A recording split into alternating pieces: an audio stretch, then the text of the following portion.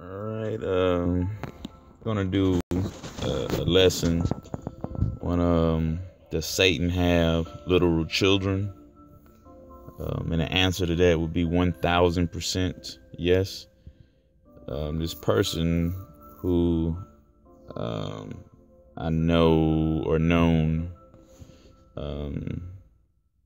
they were kind of bothered by Satan having literal children on the planet Earth, a seed line. So I said I would do a detailed lesson to give edification.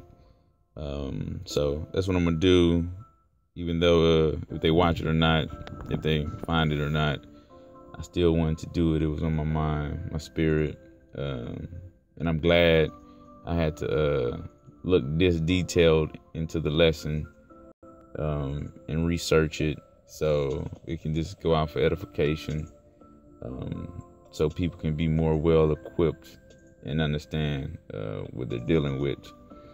So again, this lesson is, does Satan have literal children? 100% yes.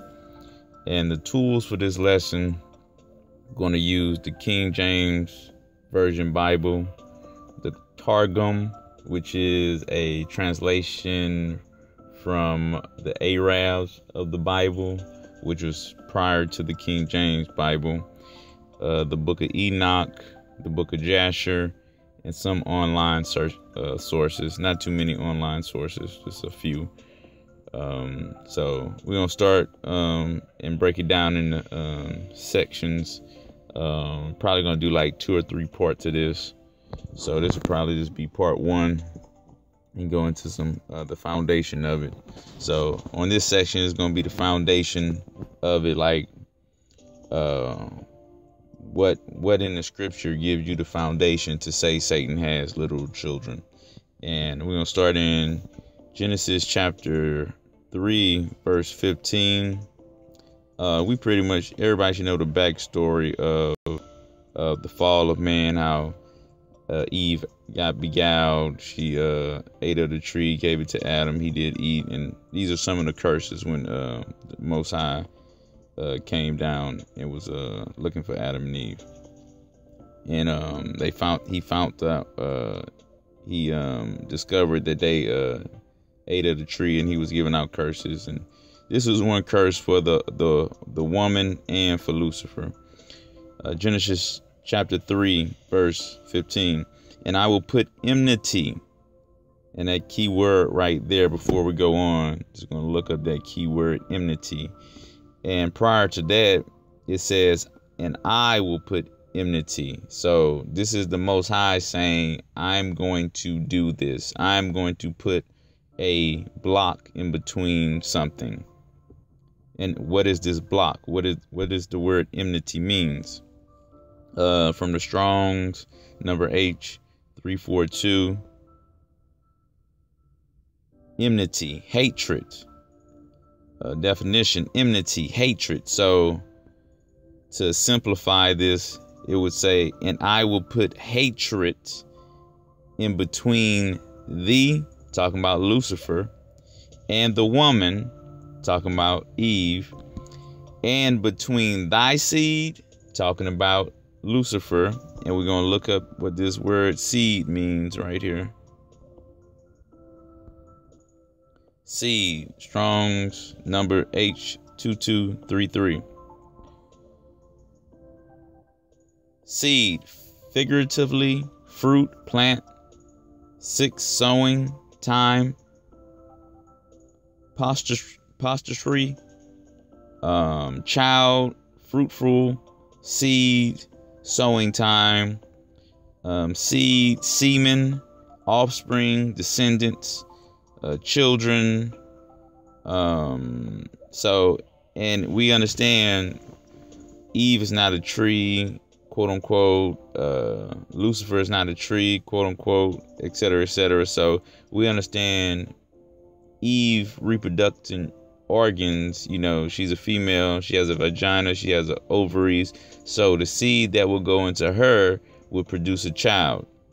So the Most High, YAH, is saying, I'm going to put enmity, hatred in between Lucifer children, and I'm going to put hatred and enmity between Eve children, which is Adam's offspring, his seed, between the two. They won't get along. The Most High says these two seed lines will not get along.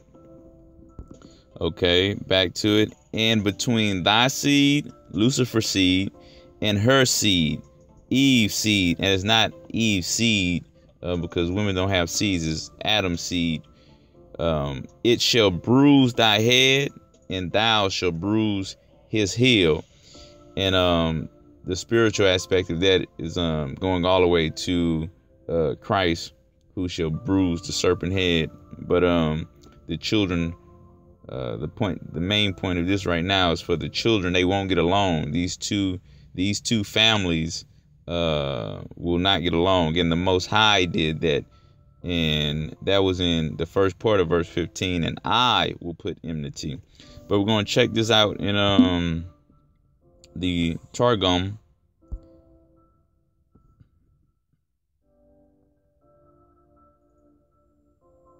Chapter 3, and go into that same verse.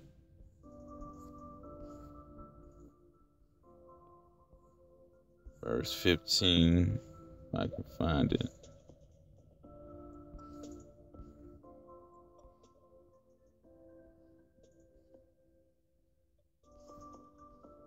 Verse 15. They usually have the numbers on the side, I guess, because I got it the other way. It's not showing. And I will put enmity between thee, Lucifer, and the woman, and between the seed of thy son. Now that's an interesting one right there. He said, this is YAH saying, and between the seed of thy son. So y'all right here in the Targum, which is an older translation of the King James Bible. King James Bible was translated in 1600s. But he said, I will put enmity between thy son. So he's talking to Lucifer right here and saying Lucifer will have a son, and the seed of her sons, her children. And it shall be when the sons of the woman keep the commandments of the law, they will be prepared to smite thee upon thine head with the word. Just like when Yahushua Mashiach was in Matthew, and when Satan went to go tempt Yahushua Mashiach, he bruised Satan's head, metaphorically speaking, with the word of Yah, and Satan had to flee. Okay? But when they forsake the commandments of the law, thou will be ready to wound them in their heel.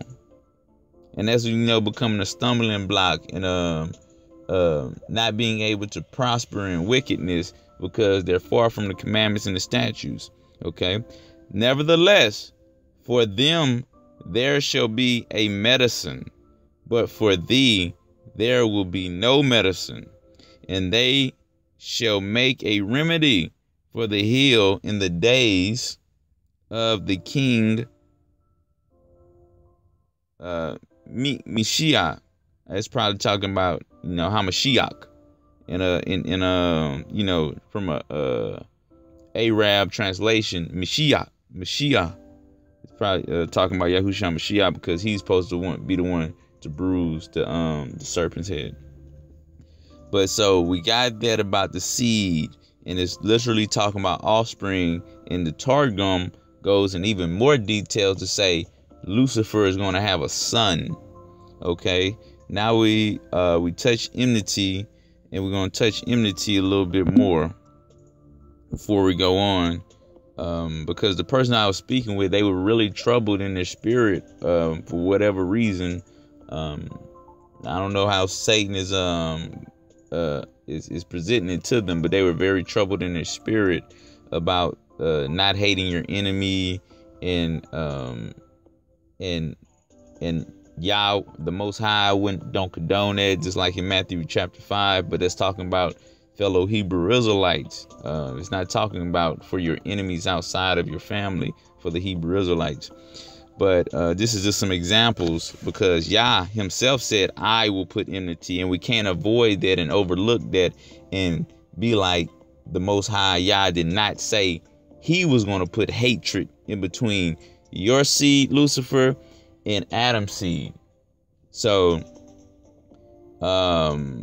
just some side notes on enmity. Yah told Zion never to hate their people. Leviticus 19:17, 1 John 3:15, 1 John 2:11, 1 John 4, verse 20 to 21. But Yah said he will make his seed, the seed of Adam, hate another seed, which is the seed of Lucifer. And they will never get along. These two, they're born enemies. They will never get along. Never get along. And later, much later on in the lesson, we're going to talk about when Yahushua Mashiach came, and how he showed that he didn't like them either when he was here. Now we're going to go on to how did the ungodly seed start? So we're going to go to Genesis chapter 3. Verse 1 to 7. Matter of fact, verse 3 to 16. I'm going to read it in the King James. Now the serpent, which was more subtle than any beast of the field, which El had made, and he said unto the woman, and again, the he and she, there'll be something for people to look into. I did do a lesson on Eve and Satan and Eve's hidden connection. That might be a good lesson for anybody who might want to, learn more and more about Satan's characteristics.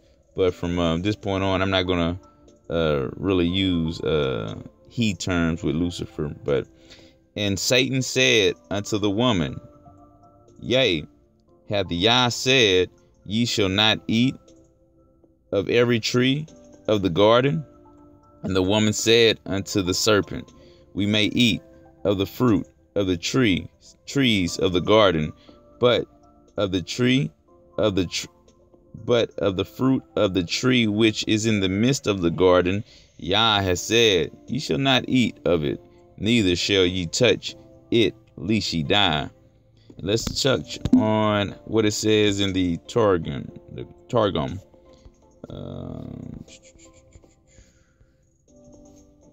I wish it had the numbers. And the serpent was wiser unto evil than all the beasts of the field which El hath made. And Satan said to the woman, is it true that El hath said, you shall not eat of every tree of the garden? And see right here it says, and the serpent was wiser unto evil than any other beast of the field. So, some of the translation here that is more appropriate. Just like when it says Satan was cursed, it literally said Satan had feet in this one, and that's why Satan was going on his belly. Yeah, and that would be about, let me see, when he cursed them.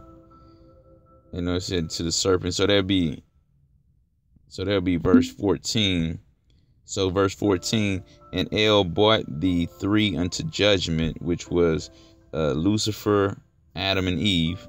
And he said to the serpent, because thou hast done this, cursed art thou of all the cattle and of all the beasts of the field.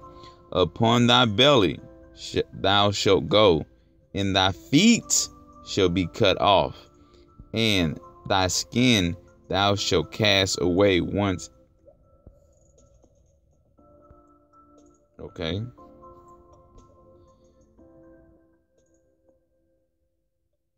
And thou shalt cast away once in every year. Talking about the skin, because Satan,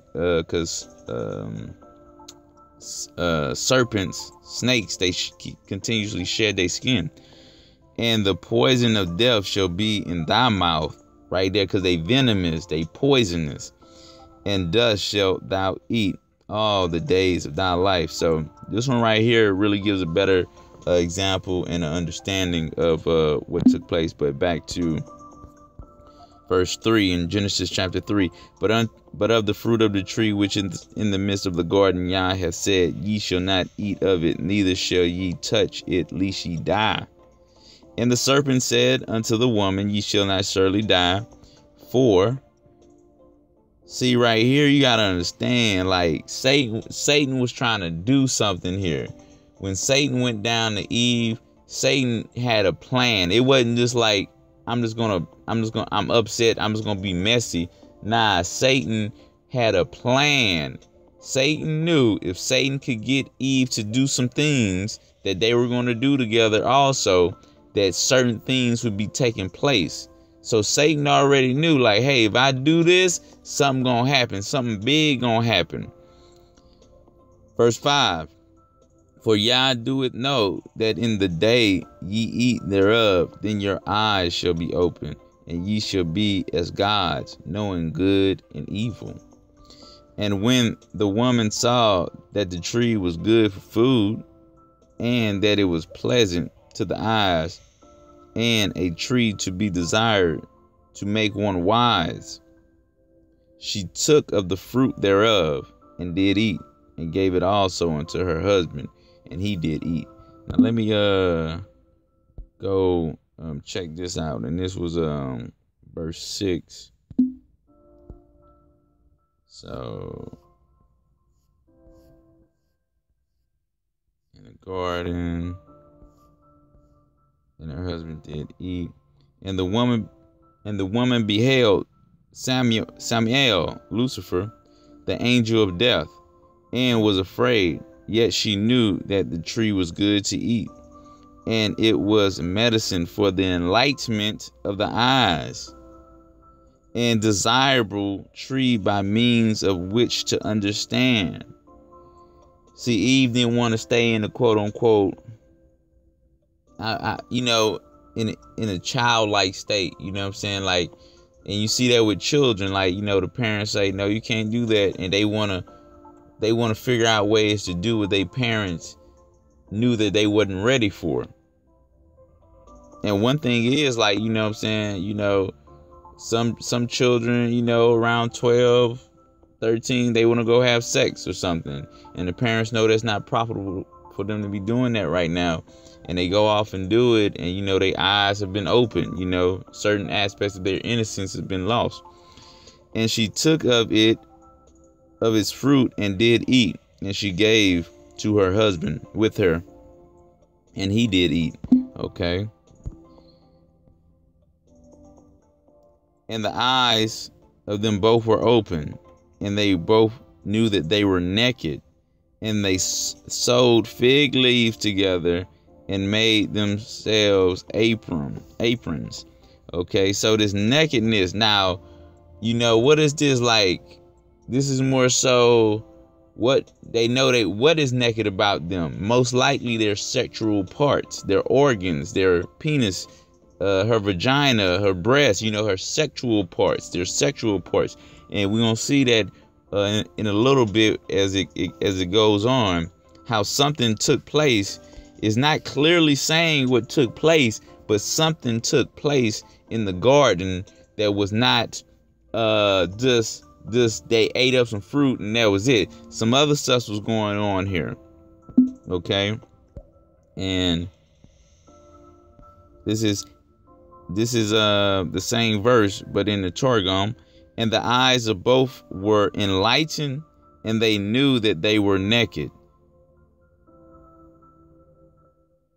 Divested of the purple robes in which they had been created. Probably like the light bodies and that stuff.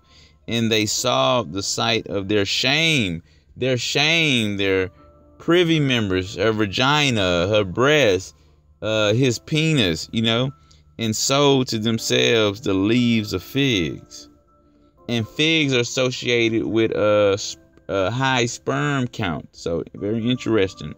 And made to them centuries, probably coverings.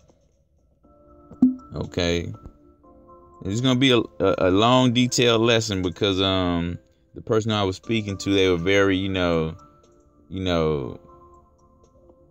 they were very hard to get to understand from this being this very this simple about it, So I'm just gonna go on a very detailed lesson. And they heard the voice of El walking in the garden of the cool of day, and Adam and his wife hid themselves from the presence of El amongst the trees of the garden. And El called unto Adam and said unto him, Where art thou? And he said, I heard thy voice in the garden, and I was afraid, because I was naked, and I hid myself.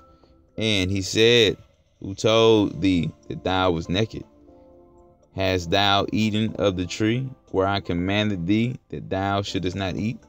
And the man said, The woman whom thou gavest to be with me, she gave me of the tree, and I did eat.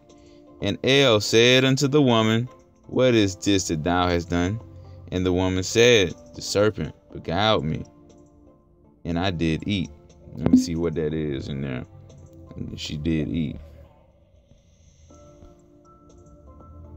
And he said, Who showed thee that thou art naked, unless thou hast eaten of the fruit of the tree of which I commanded that thou shalt not eat? And Adam said, The woman whom thou gavest to be with me, she gave with me of the fruit of the tree, and I did eat. And El said to the woman, What hast thou done? And the woman said, The serpent beguiled me with his subtlety, and deceived me with Satan's wickedness, and I ate. Okay. Verse 14. And El said to the serpent, Because thou hast done this, thou art cursed above all cattle, and above every beast of the field. Upon thy belly shalt thou go, and dust shalt thou eat all the days of thy life. And go to the Torrigan. It said, he took his feet away and whatnot. And I will put, so we already checked on it, I will put enmity between them two. We already know that. Unto the woman, he said, I will greatly multiply thy sorrow and thy conception. In sorrow thou shalt bring forth children, and thy desire shall be to thine husband, and he shall rule over thee. Now, how many women doing this right here? I tell you right now. Now, we see that YAH don't like disobedience. How many women doing that right now? It's like the Proverbs 31 say, who can find a virtuous woman? Who can find a virtuous woman? Value is truly above rubies and gold. That's a hard thing to find. Now I'm going to read it in Torgum. Unto the woman he said, Multiplying, I will multiply thy afflictions by the blood of thy virginity. See right here.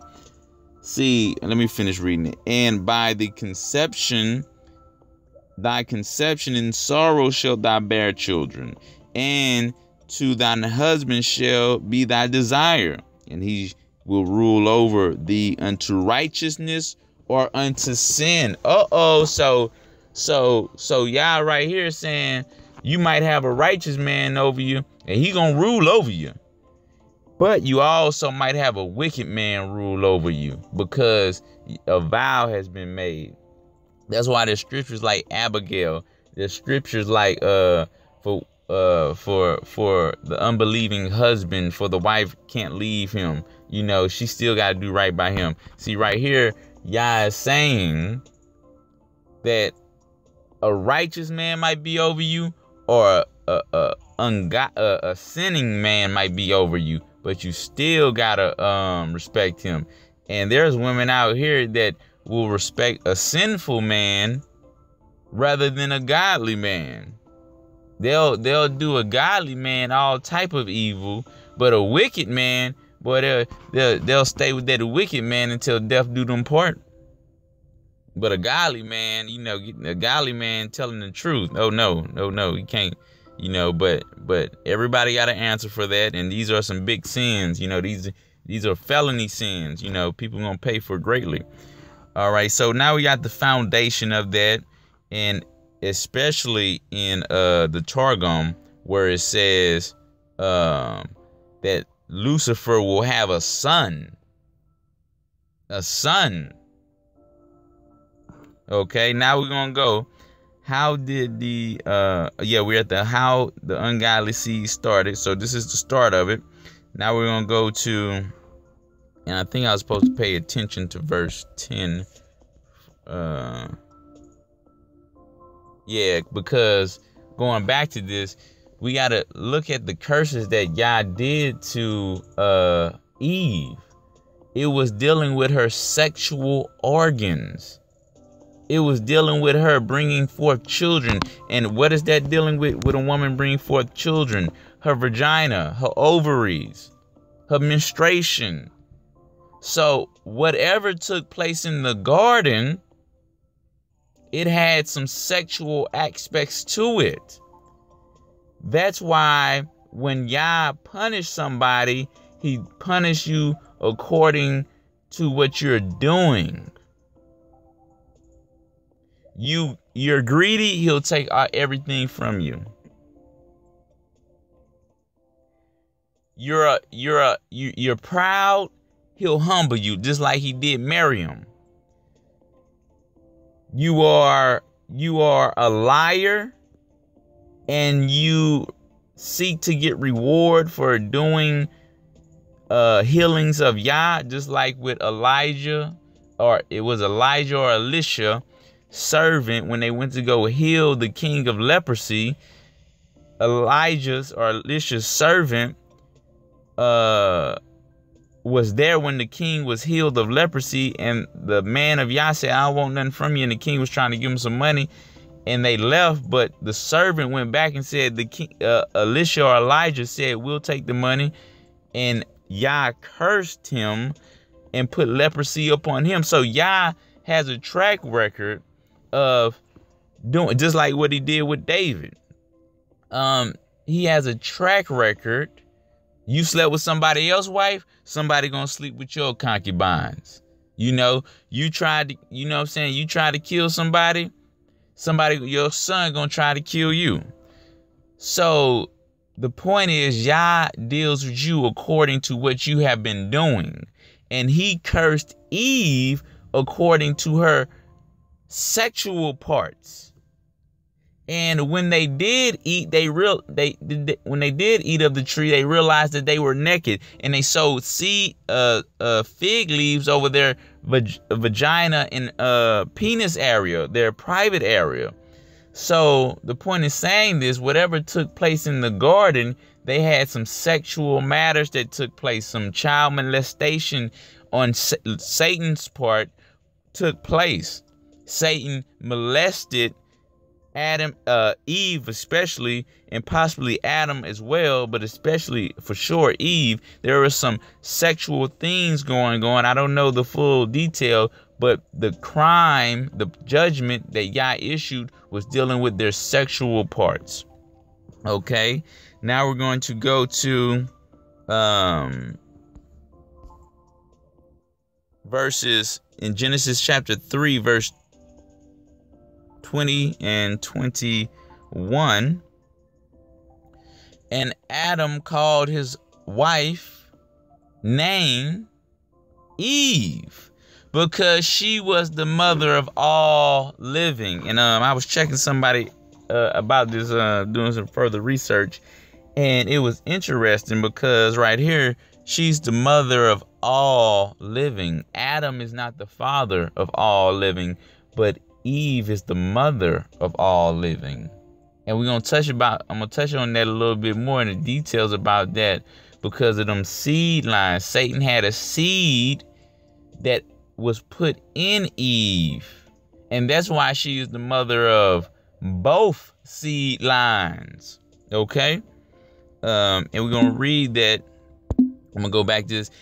Unto Adam also and to his wife did El make coats of skin and clothe them. again, clothing their nakedness, because they use fig leaves, but YAH put on them coats, and that was the skin suit. If you go into further detail about that, and this is verse 20. Let me see if I can find it here. They don't have the numbers marked. And thorns, and Adam called the name. Okay. And Adam called the name of his wife Hava. And I believe when you go into detail about Hava, it means adulteress, because she is the mother of all the children of man. But you see, the scriptures don't call Adam the father of all. It just Eve, and Hava, I believe it means adulteress. Matter of fact, since I got the ability to look it up, I'll look it up. Hava.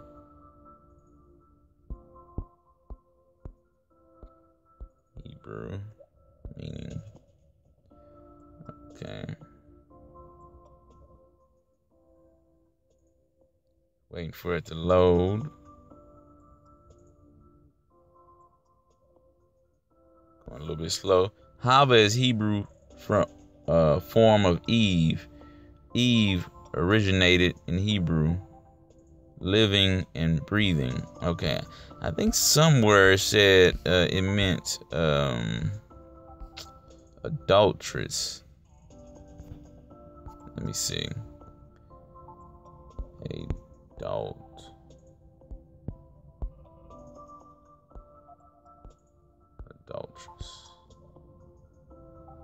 Let me see if something pulls up, because I remember somewhere I was looking Hebrew, it pulled up.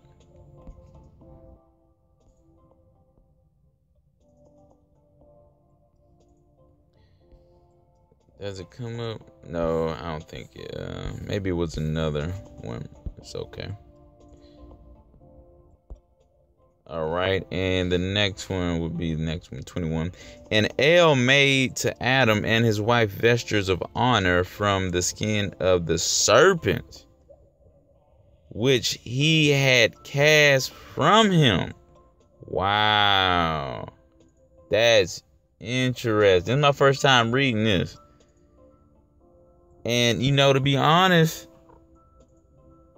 our skin, we do have like scales of the snake. When you look at the scales of a serpent, you know, they're not like fish scales.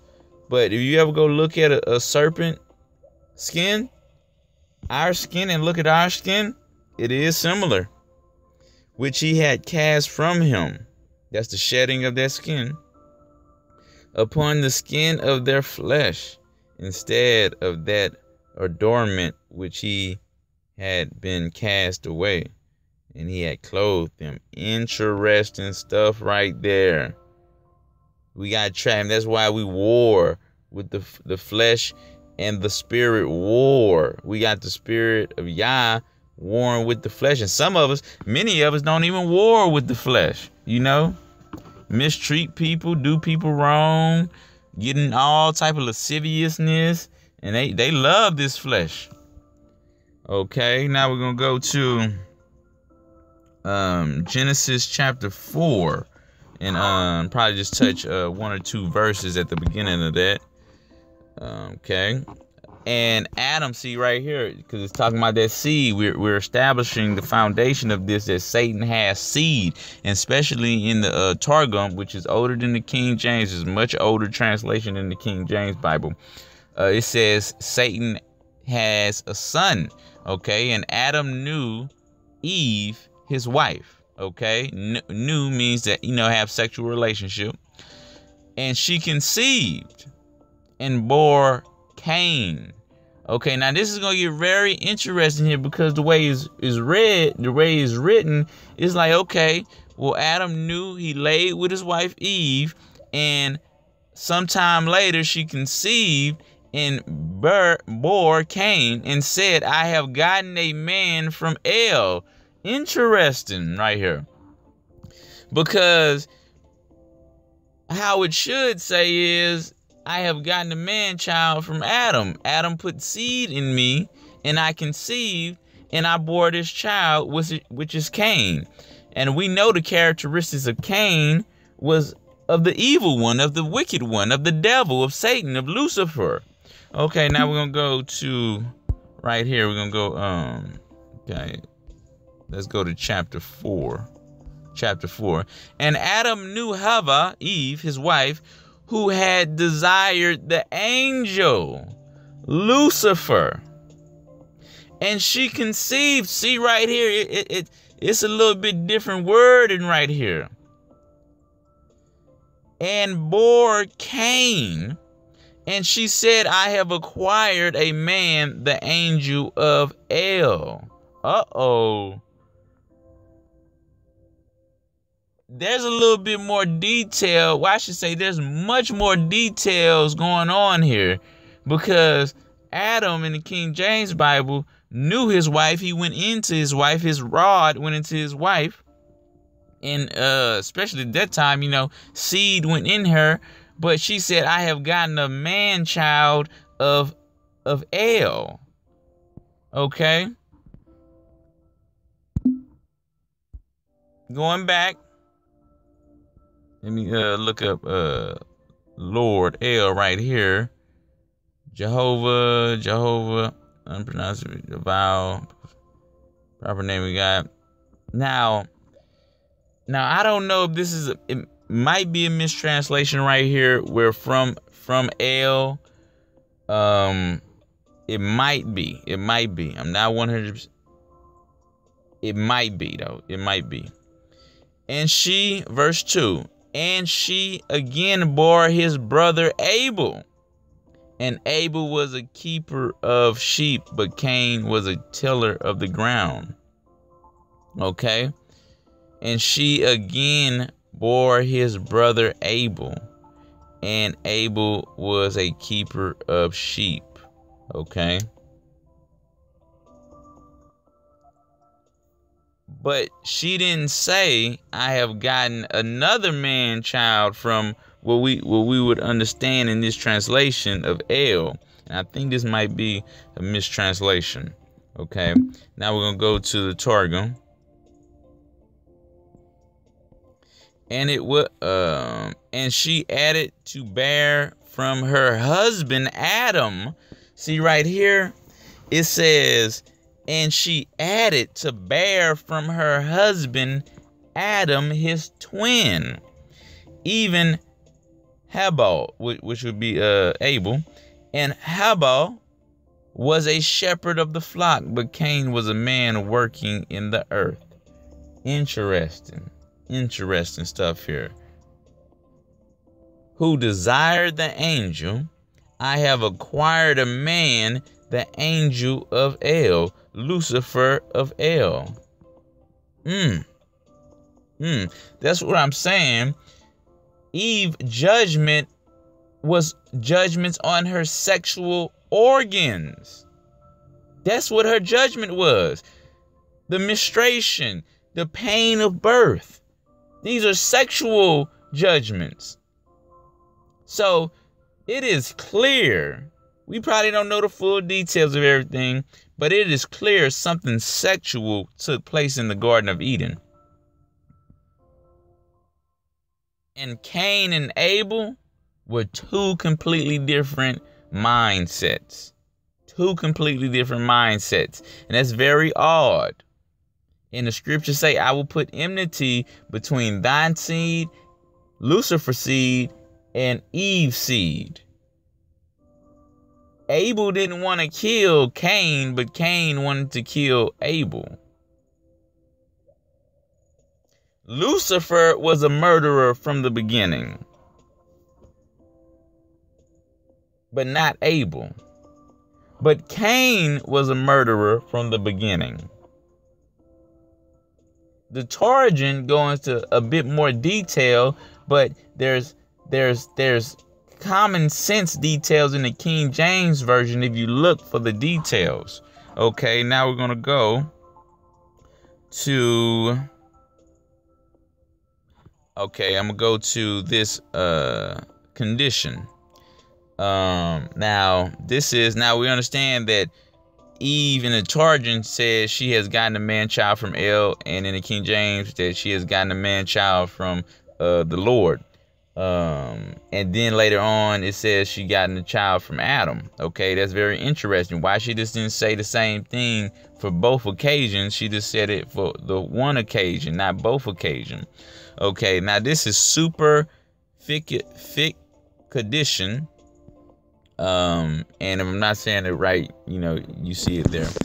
Superfecundation condition is the fertilization of two or more ova from the same cell by sperm from separate acts of sexual intercourse, which can lead to twin children from two separate biological fathers, biological seed lines. That's why YAH said, I will put enmity between thy seed and your seed. And that's why the scriptures say Eve is the mother of all. Eve bore Cain and Eve bore Adam.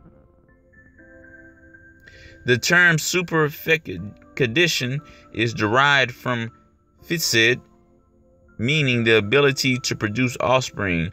Homopaternal superfecundation refers to the fertilization of two separate ova from the same father, leading to fraternal twins, while heteropaternal superfecundation is referred to as a form of atypical twining, blending that, and that goes into Daniel. We're going to talk about that in Daniel, the trying to blend two halves. Satan ain't got no problem with mixture, because this is how Satan gets things done.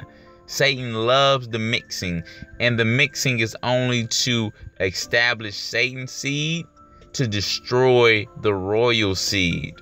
So it's not that Satan just loves the mixing. Satan loves the mixing because this is Satan's opportunity, means to getting Satan's children here. And once Satan's children is here, Satan just wants to destroy YAH's children. So it ain't no love here. If you ever watched the movie Alien, or those type of movies where the parasite gets into the woman, the parasite don't care nothing about that woman. The parasite is using that woman to be here. That's it. And another good movie about that is Prometheus. The twins are half siblings.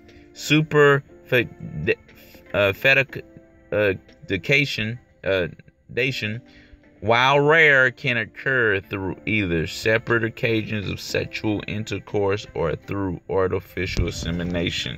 So I went in here and read that to see what sound like is going on with Eve. She had two seeds in her. Okay, now we're gonna go to the book of Enoch. The book of Enoch.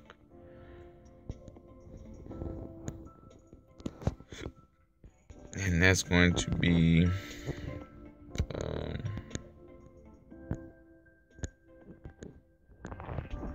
chapter 9. See if I can find it. I think that's it, right? The X is 10. All right, right there. And we're going to read 11 to 15.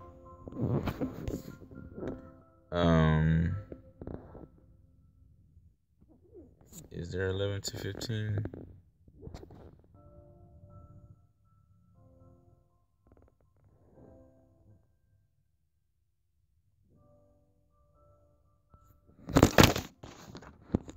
I'll probably just read it out of my book itself, because it'll be a little bit quicker. 9, chapter 9, verse 11 to 15.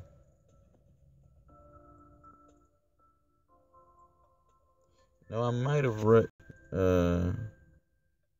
written that down wrong. Or was it 10? Oh, it probably was 10. Yeah, it was 10. So I can read it off of here now. All right. Enoch chapter 10, 11 to 15. And we're going to emphasize on 8 afterwards. And El said unto Michael, Go, bind Semijah and his associates, the other fallen angels, who have united themselves with women, so to have defiled themselves with them in all their uncleanness. Because Lucifer sought to defile Eve and Adam. They just following Satan's going. And when their sons have slain one another, talking about the offspring, just like Cain, and they have seen the destruction of their beloved ones, because, believe it or not, Satan loves Satan's children. These angels love their children. There's plenty of evil people do evil things, and you know what? They love their children. And y'all knows the angels love their children. Y'all didn't love them. Y'all didn't want them here. That's the problem. They overstepped their boundaries. Okay, and to continue, and they have seen the destruction of their beloved ones. Bind them fast for 70 generations in the valley of the earth, in the valleys of the earth, till the day of the judgment and of the consummation, till the judgment that is forever and ever is consummated. In those days they shall be led off to the abyss of fire, and to the torment and the prison, in which they shall be confined forever. And whosoever shall be condemned and destroyed will from this forth be bound together with them to the end of all generations, because hell was not created for mankind. Hell was actually created for the fallen angels, but since mankind was so corrupted and they would not repent and return to Yah and seek him, Yah said, well, I'll just put them in there with the angels. They all can go to the hell. Okay? Bind them together with them to the end of all generations, and destroy all the spirits of the reprobate and the children of the watchers. Okay? See right here? You have, just like I was saying, the people who don't want to do Yahweh will. They want to get caught up in the wickedness of the devil and the devil's children. These are the reprobates. Now right here is saying, is separating. And he said, and the children of the watchers, who are the offspring, the devil's children, because they have wronged mankind. Destroy all wrong from the face of the earth, and let every evil work come to an end. And let the plant of righteousness and truth appear, and it shall prove a blessing. The works of righteousness and truth shall be planted in truth and joy forevermore. Okay, so right here you're seeing how the ungodly, how they came to be further, how they're furtherly coming here. So it first started with Lucifer. Then it continued with the angels. Lucifer did something to Eve, and then the fallen angels did something to the daughters of man. Okay? On top of the fact, Satan's seed line was officially already here through Cain. Okay, now we're going to go to Enoch 10 and 8. I'm thinking I'm supposed to emphasize on something. And the whole earth has been corrupted through the works that were taught by Azazel to him ascribe all sin.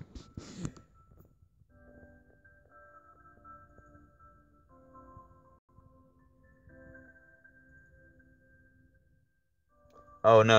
It was supposed to be to what I was saying about verse 15. And destroy all the spirits of the reprobate. Because the reprobates, again, are the people who turn from Yah, don't want to seek Yah. They're the reprobates. Y'all basically hanging out with the bad crowd, with Satan's children. And the children of the watchers. So this is clearly distinguished between the two. Just like Yah is doing in the garden between the two seed lines. He's distinguishing between the two seed lines because two seed lines were brought here by Eve, Cain and Abel, and later on went to Seth. You know, she had some more children by Adam. Okay, now we're going to go to Enoch chapter 86. Enoch 86. It's going to be a long one. Take some time to get there. It's LXX.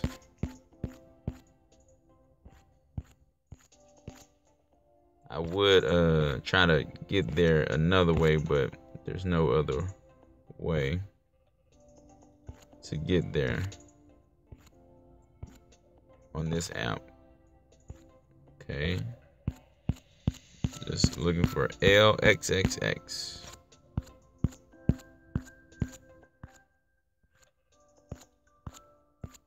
LXXX. Okay. Closing in. VL.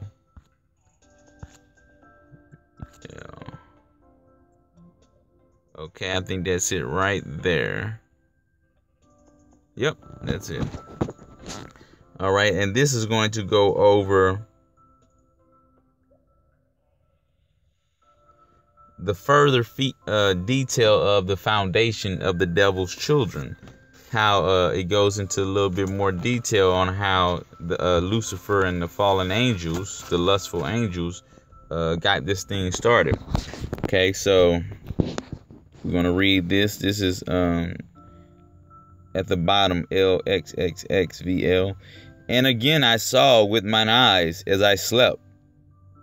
And I saw the heaven above, and behold, a star fell from heaven. This was Lucifer.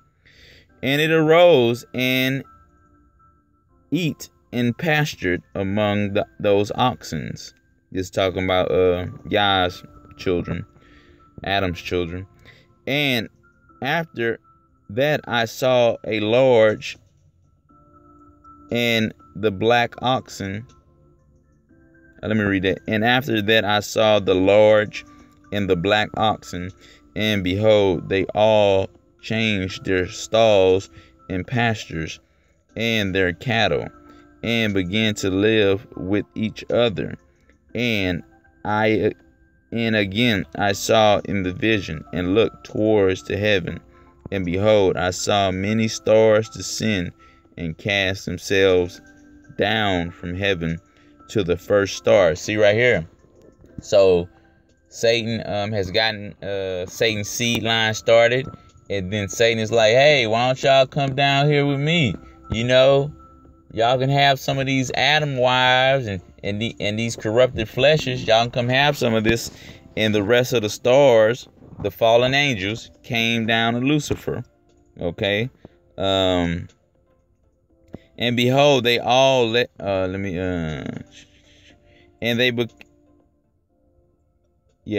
and cast themselves down from heaven. That's a shame. They cast themselves down into iniquity from Yah to the first star, Lucifer, and they became bulls amongst those cattle. They became the demigods down here. They became mighty. They became, extraordinary beings down here, and pastured with them amongst them. And I looked at them and saw, and behold, they all let out their privy members. So y'all already know what the business was when they came down here in their fallen state. They came down, they opened their robes, and their penises was out.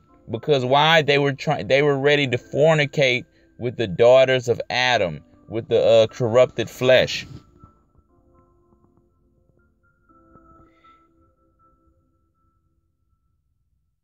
I'll read that again. Behold, they all let out their privy members, their penises, like horses. So when they came, that's another thing, the children of YAH, the real seed line of YAH, they don't have these large penises. That is not of YAH. That was of the fallen angels when they came down here and they did that seed line stuff here. So that's another sign of somebody who got some devil in them, them large penises. Especially nowadays, these females be talking about, I want a 9-inch, 12-inch, all these large penises when a woman's cervix is only like about 4 inches. That don't even make sense. So why would y'all make a man her counterpart with these huge penises? Like that don't even make sense. Like horses, and begin to cover the cows, the daughters of Adam, of the oxen, and they all became pregnant, furthering the foundation of the evil seed line. It started with Cain, and then it's furthering with the fallen angels. And bore elephants. Okay, think about a cow next to an elephant. Why is the metaphor like this? It's because the daughters of Adam, who the fallen angels laid with, they produced the Nephilim, the further foundation of the wicked seed line. Camels and asses. So right here, they're showing like, hey, they're produced a variation to the largest, to a medium-sized one, to a smaller-sized one. That's why that seed line is still here to this day. And we're going to further go into detail because something happened after the flood. Something came back. But you can see that they went from a person who was 7 foot tall. Then they went to a person that was 6 foot tall. And then they went to, metaphorically speaking, to a person that's 5 foot tall. But they were much, much bigger than that. Much bigger than that. Especially the elephants, metaphorically speaking. And all the oxen feared them and were affrighted. All of Adam's children, his seed line, they were afraid of them because they were so strong. They straight up are children of the angels.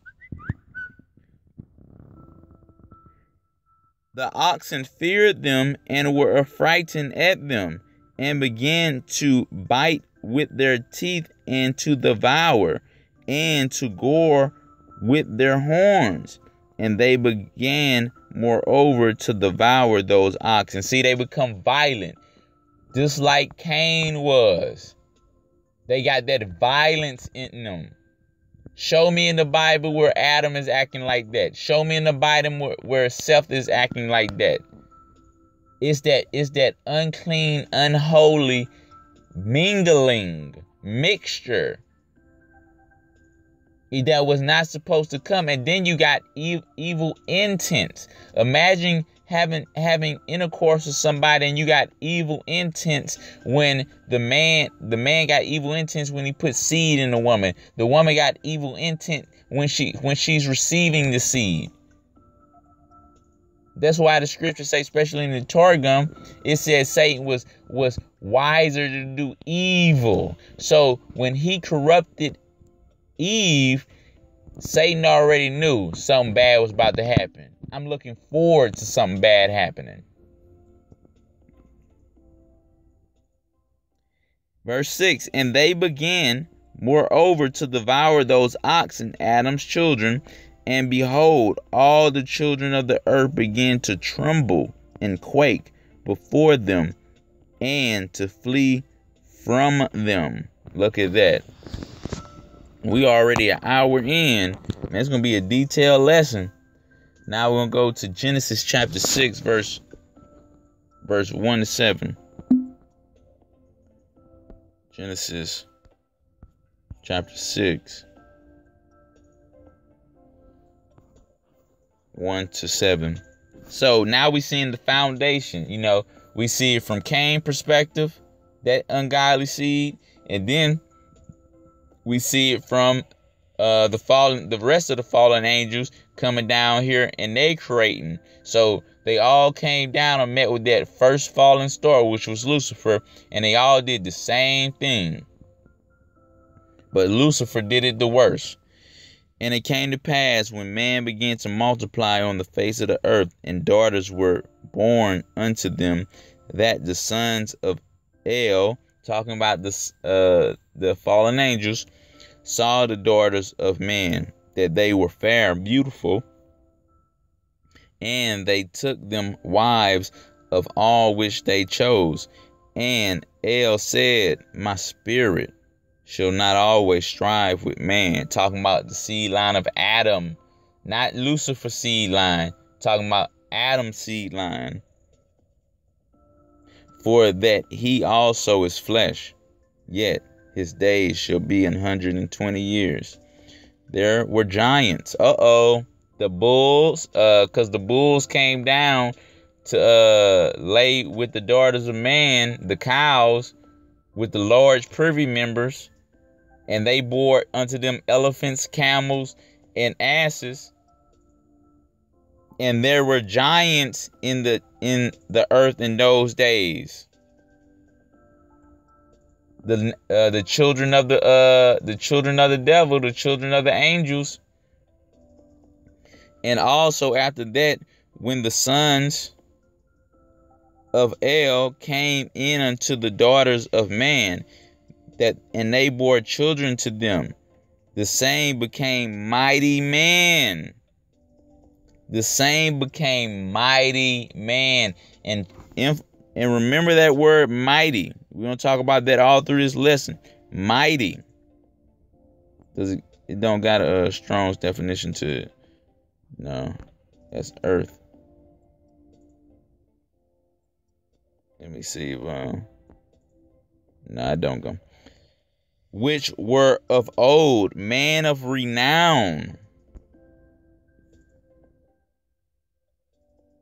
reputation, fame, glory. Because why? Because of what they could do, who they were. You talking about these Nephilim giants. These are children of the angels. They doing all type of things. And all the things that these bastards was taught by their fallen angel fathers. And lo and behold, what Lucifer was teaching them, y'all only know. Verse 5, and YAH saw the wickedness of man was great in the earth. Why? Because of them. The man of renown, Lucifer, and the fallen angels sent these down here through fornication with the daughters of Adam, and they brought wickedness of man was great in the earth, and that every imagination of thoughts of his heart was only evil continuously. Because why? Because Lucifer has corrupted everything. Lucifer has gotten into the system. And it repented. Talk about YAH, it made YAH which he didn't make man.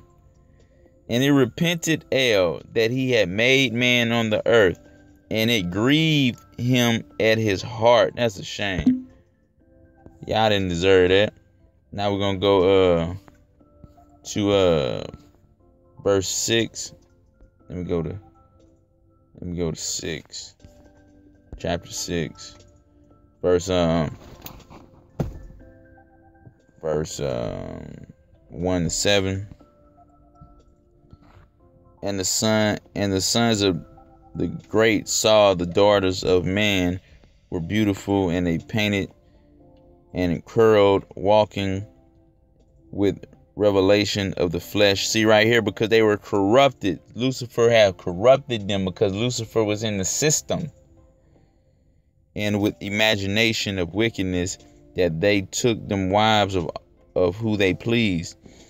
And El said by his word, all the generations of the wicked which are to arise shall not be purged after the order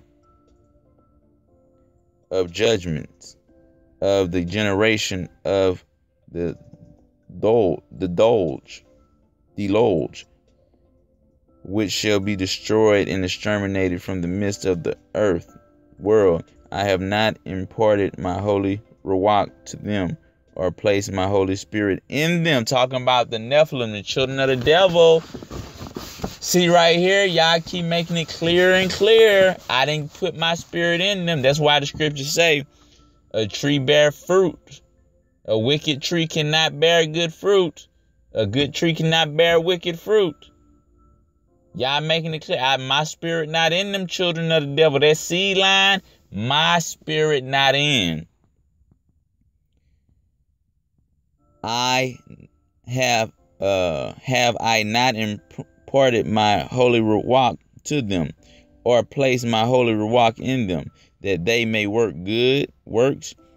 Well, this is talking about right here. He put in the Adam seed, correction. In correction, so he's saying like in Adam seed, have I not put my Ruach HaKodesh in them? But he's not talking about Lucifer seed line. And behold, their works are wicked. Behold, I will give them a prolongment of 120 years, that they may work repentance and not perish. And use Shechem, Chazam, and Yisrael, who fell from heaven, were on the earth in those days, and also after the sons of the great had gone in with the daughters of man, they bore to them, and these are they who are called man, who are from the world, man of names. Talking about the man of renown. Let me check my storage. It's almost full, so I'm gonna have to pause this in a second. And El saw that the wickedness of man were great in the earth, and all the imagery of thoughts of his heart was only evil every day. And it repented El in his word that he had made man upon the earth, and he passed judgment upon them by his word. Okay.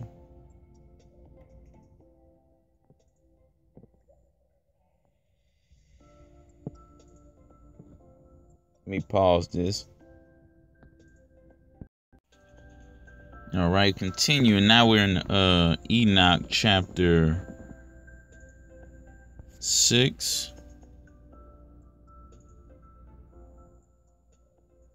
Enoch chapter 6, verse 1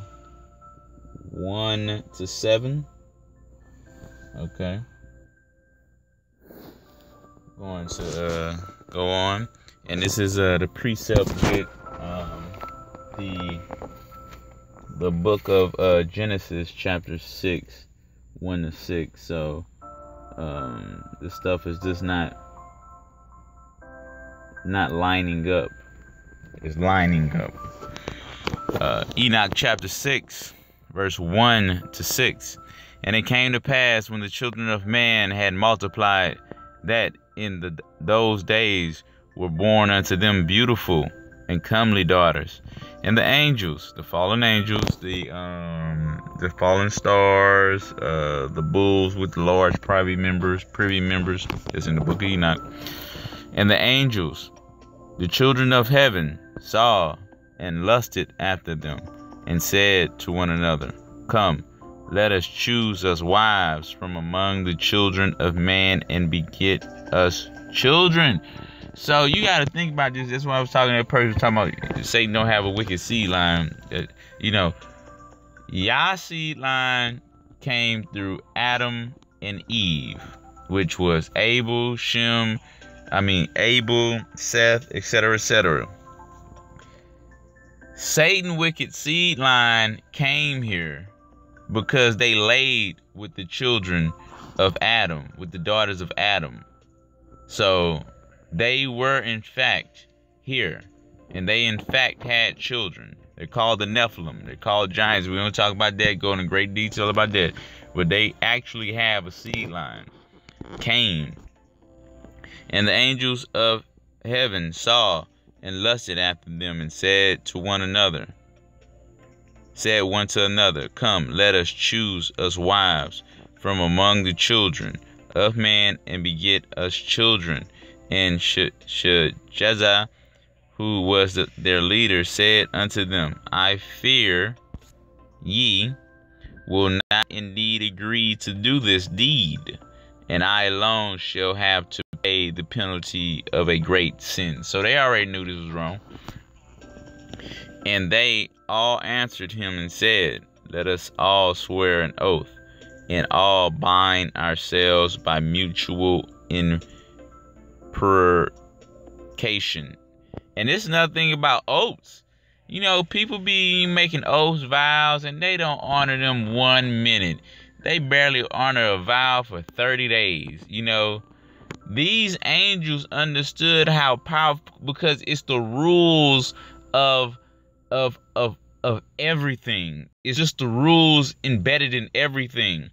When you take something out of your mouth and you say it, you're bound to that.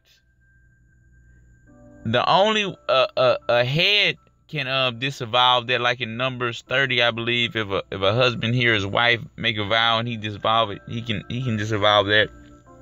Or he heard his daughter make a vow, he can disavow that. But it's under certain circumstances. But I'm saying it is so important to be slow to speak with your mouth, and when you do make a vow, you keep and you honor your vow, because as the scriptures say, the Most High has no pleasure in the lips of fools. So people who do that, you better repent, because that's gonna come and hit everybody who do that stuff like 1,000 pounds of bricks coming down on them. The Most High gonna require that, and that universal law. Even the angels, these fallen angels, knew. Let us make a vow, because that's how important a vow is. Let us all swear an oath, and all bind ourselves by mutual imprecation, not to abandon this plan, but to do this thing. I would love to have people with this type of caliber of honoring their vow.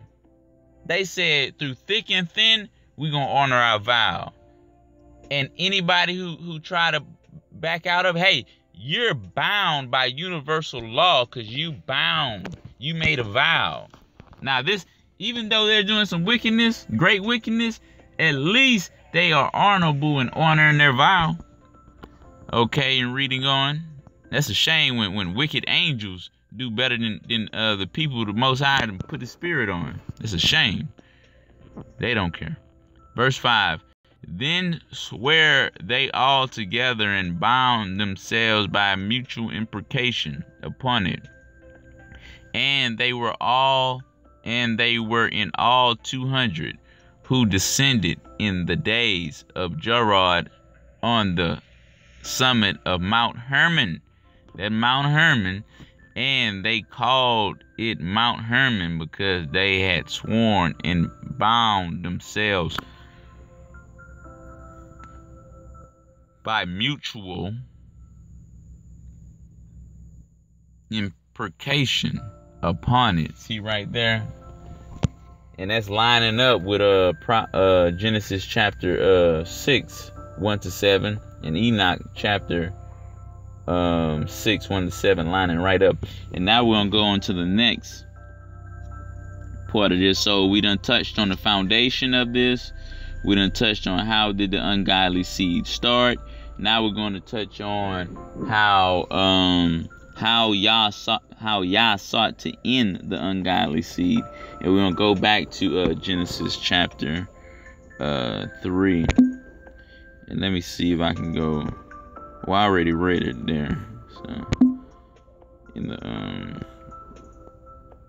the Targum, chapter 6. But mainly this focus on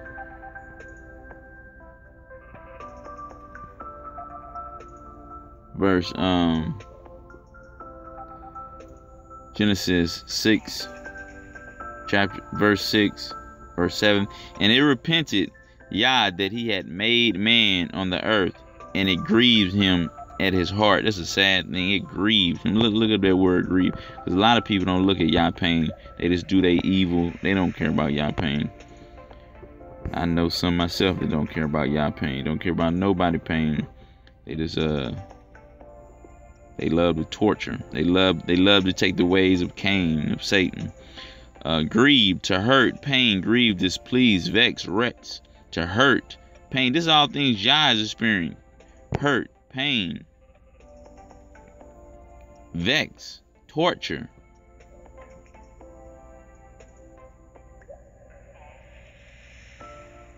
See that stuff right there is all things that these people are doing to YAH. Dang shame. Verse 7. And El said, I will destroy man whom I have created from the face of the earth, both man and beast, and creepy thing, and the fowls of the air, for it repented me that I have made man. Okay. Now we're going to go to Enoch chapter 9, 7 to 9. Enoch chapter 9, 7 to 9. It should be right here.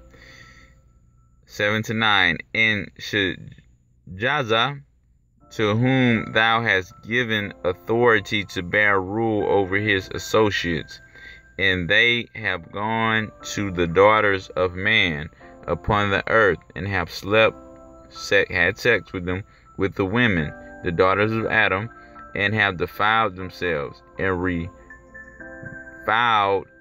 revealed to them all kinds of sins, teaching them things that they ought not to be taught. And the women have bore giants. The women have borne Nephilim. The women have borne the elephants, the camels, the asses. And the whole earth has thereby been filled with blood and unrighteousness. And now, okay, now you see what's going on right here. And now going back to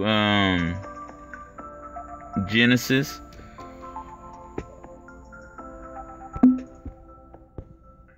Going back to Genesis, and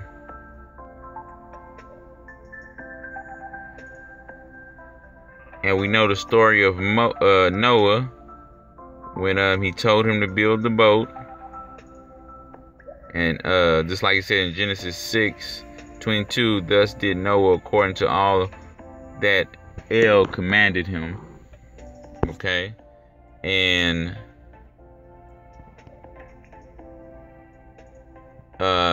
Genesis chapter 7, verse 4. For yet 7 days, and I will cause it to rain upon the earth 40 days and 40 nights, and every living substance that I have made will I destroy from off of the face of the earth. And why is that? That's because of Genesis chapter 6 of the mingling of the seed lines, just what Satan did in the garden, to cause this evil to be here. Okay, now we're going to go. So at that point in time, he killed everything. You know, we already know. They got off the boat. It was nothing. It was just them, etc., etc. Now we're gonna go into the. So everything is supposed to be gone at this point. So one should ask, like, why isn't everything gone? You know, it's still here. It still came back. We're gonna go into a lot of detail about that a little later on, about how the wicked seed line was still there, the giants and Nephilim and all this stuff. So, but right now in this part of it, because that was YAH sought to end the ungodly seed, and that's why he did the flood. Now this part is how the ungodly seed returned. Now we're gonna go to Genesis chapter 9. Genesis chapter 9, verse 20 to 25.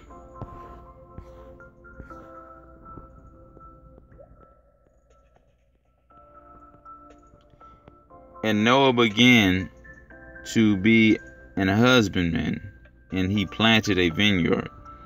And he drank of the wine and was drunk, and he was uncovered in his tent. Okay, so see right here also, when it says, and he drank of the wine and was drunken, and then it has the period with the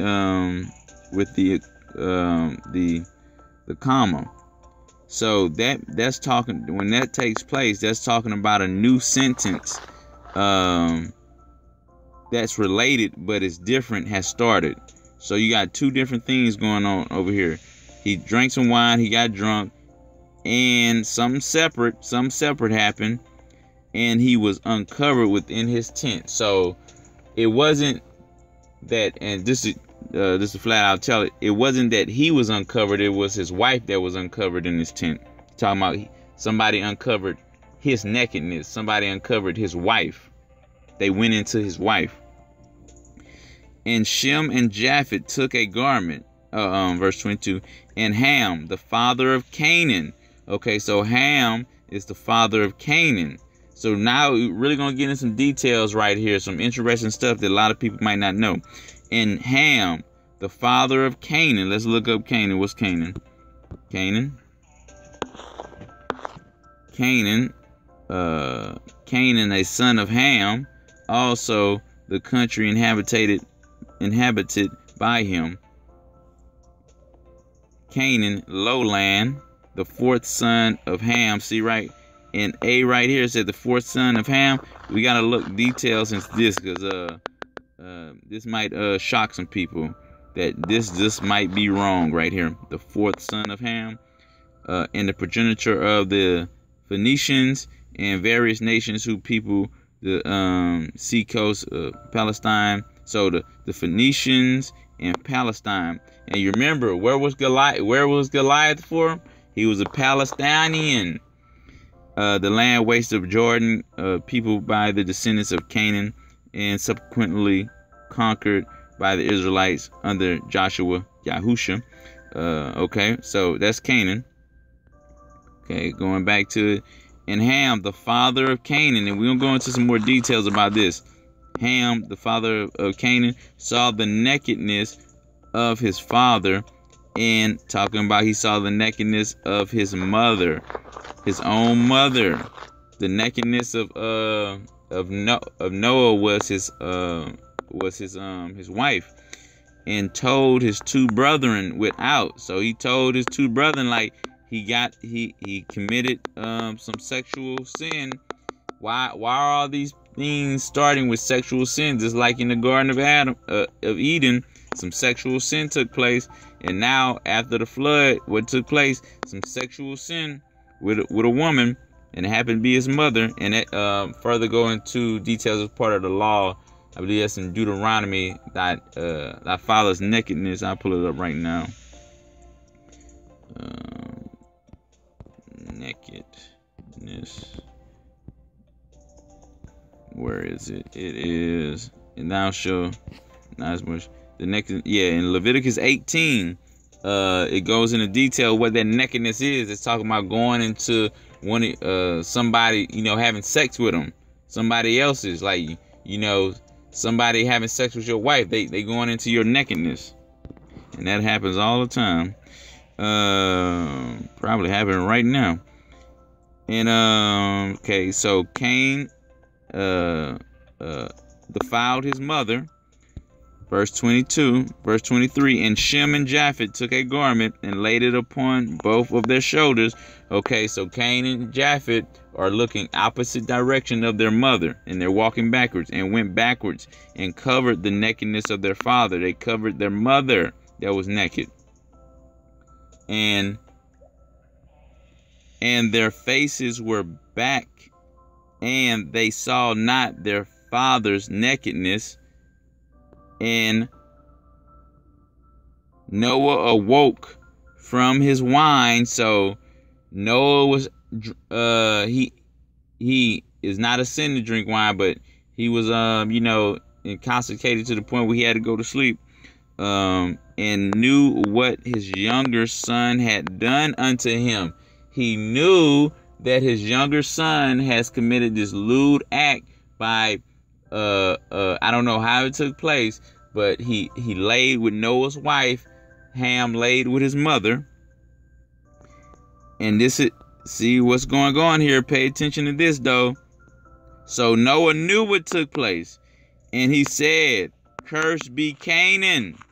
Curse. Let's look up the curse. Let's look up what curse means. Curse. Not awoke. Curse. Curse. Yep. A primitive root word. Bitterly curse. Curse, to curse. Principal curse, to be cursed. To curse, lay under. Curse, put a curse on. To be made a curse, be a curse. Okay, that's Canaan right there. Canaan is curse. A servant, check this out. A servant of servants shall he be unto his brethren. The lowest people on the planet Earth are anybody who comes from Canaan. They are the servants of servants to their brother. Ren, who is that? They are the servants of servants to Shem, which the Hebrew Israelites come from. They are the servants of servants to the Japhet. And they probably are even servants to even Ham. But in this scripture, it says they're the servants of servants to Shem, and servants to Japhet. So they're cursed. Okay, how is that going to play out though later though? Let's continue to go on. We're gonna go look at the tree, because we got to look at all the descendants of Cain coming through, how they coming through. So I'm gonna pause this while I load something. Okay, got this loaded up. Now this is anybody want to look this up? This is called a Bible family tree. Gives you the full family, offspring, lineage, and all that stuff. But I'm just going to focus on. I closed most of them because I'm just focused on Cain. So we got Adam, Cain, Abel, and Seth. We know Abel was murdered by Cain. Cain had some lineage, is down there, but I'm focused on Adam, and he had Seth, and Seth had his children, and then it go down to Noah, and then Noah had Shem, Japhet, which I'm not worried about them two right now, and then he had Ham. Now Ham, the father of the dark races and Mizraim, Egypt, and all that stuff. That's where a lot of the Egyptians come from. Ham. So all the Egyptians and those type of people come from Ham. So Ham raped his mother, and he had Canaan. And I was supposed to go to something. Oh, this was I was supposed to go to. What it was? Genesis 9, right there. Oh, that's 6. Gotta go to 9 right there. Okay, 9, and this was 20. Okay, good. Let's see the numbers in this one. 20 to 25 before I go to that right there. And Noah began to be a man working in the earth, and he found, this is the Targum, and he found a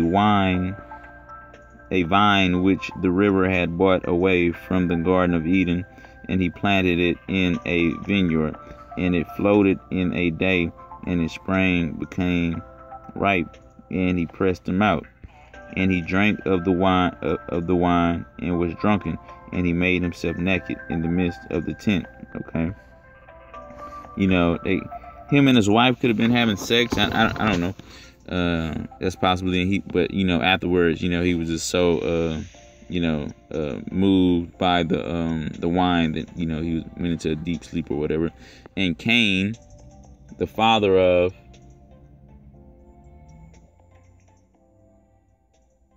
Ham, not Cain, and Ham, let's call it Cham, the father of Cain, beheld the nakedness of his father and showed to his brethren and went out. So he showed his brother like what he was doing or whatnot, Shem and Japheth. And Shem and Japheth took a mantle and bare it upon their shoulders of each, and went backward and covered the nakedness of their father, which was the nakedness, which is his mother, their mother, and their face was turned back. And that's another thing for all you women who walking around naked in your houses. Right there, they covering up the nakedness of their mother. Not Noah. They covering up their naked mother. They covering up their naked mother. And probably because she was drunk. She probably was drinking wine with him, and she was intoxicated too. And Ham raped his mother while she was, under an influence, just like the story of Lot. But my point is that there's women that be walking around naked around their children, but these children right here didn't even look at their naked mother. They looked the other way. They put up a sheet and they walked backwards and they covered her. That's my point. And their faces were turned back, and the nakedness of their father they did not behold. So that's my point. Like, you stop all that walking around naked around your children.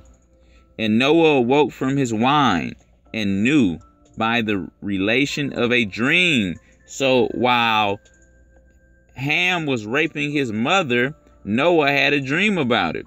What had been done to him by Shem, his son, who was inferior in worth, to the account that he had not begotten a fourth son. So the Torah making it more clear who begotten a fourth son. Not Shem. Yes and no. Yes and yes, should I say. But it's saying Noah, him by Shem, his son, who was inferior in worth on the account that he had not begotten a fourth son. So Noah knew he didn't beget a fourth son. So why is this woman pregnant? Why is this woman pregnant? I got 3 sons, Shem, Japheth, and Ham. Why do I now have four sons? Which is Canaan. Ham actually raped his mother, whether either he raped her outright, but it sounds like that she was drinking with Noah, which would be reasonable if he's drinking. And while she was intoxicated too, he raped his mother, put seed in her, and Canaan came to be. And this go for these people talking about killing children and why the Most High allowing that to happen. The Most High allows people to have choices. And he's not this type of murdering being. You got to bear your iniquity.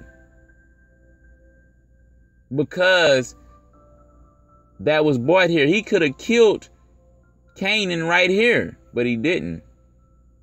He could have killed Cain in the womb, but he didn't. Because it's about you reaping what you sow and dealing with it afterwards to fix it.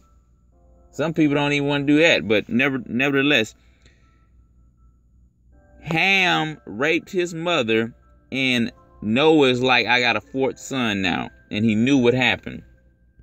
And he said, accursed is Canaan, who is his fourth son. Who is who fourth son? Because at this time, Ham doesn't have any sons. But Noah said, this cursed son. This is so deep, because this goes into another subject about ungodly children being brought here. An ungodly child was brought here They didn't kill him because they knew, like, man, you just can't go around killing. And that's why y'all even said that to Cain, about Cain. Cain said, man, somebody gonna kill me. And y'all said, curse anybody who slew Cain. Because Yah is not a murderer. He don't believe in all this murdering.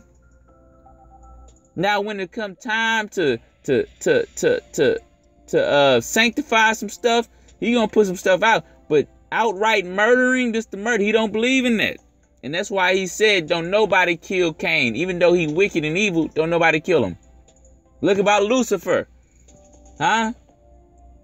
People don't really know Yah. But that's why we got to make wise choices, godly choices.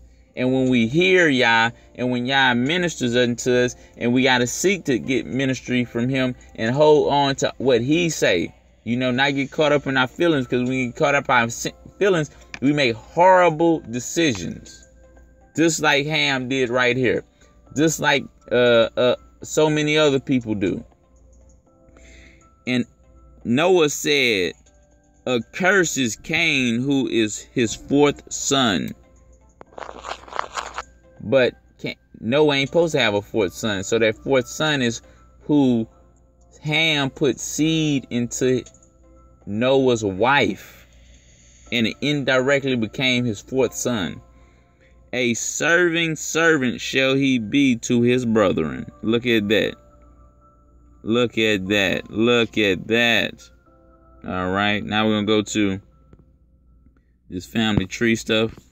Because this is where that wicked seed line came back from. This is how it came back from Canaan, who's not really the son of Ham, but he's really the son.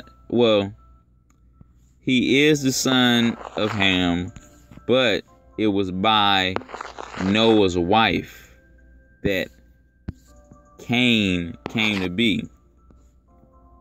Ham raped his mother while she was probably drunk with Noah. And guess who came out of Canaan? All the big ones. That we're going to go into the further of the lesson of Yah saying, leave these people alone, they're evil. Sodom, Hittites, Elon, Ada, Heath. And there's some people with that last name. There's even called a candy bar called Heath. Jabbasets. Beery. Look at that. Beer. B-E-E-R. They just there's an I in that. Judith. Amorites. Girgashites. Hivites. Zebulun, Anna, Oholabama. That sound like Obama right there, huh? And Obama evil. Artites. Siddites. They names start with sin. Arvardites. Sound like a dike or something. Zemorites. Hamathites. Okay. Majority of the wicked seed line that Yah, we're going to go into further detail. That wicked seed line, that those wicked 7 nations, they all come from this one being right here that was rooted in wickedness. Cain is a child of rape from his grandmother is his mother, and his mother is his grandmother. That's who he is. And wicked is Cain. And he brought forth all these wicked children, because what happened? Ham planted wicked seed in Noah's wife, his mother, and brought forth this evil child, which is Cain, which is Canaan. And look at that. Canaan, look at that. That wicked seed, Canaan. Look at this. Check this out. Cain. That wicked seed, Cain.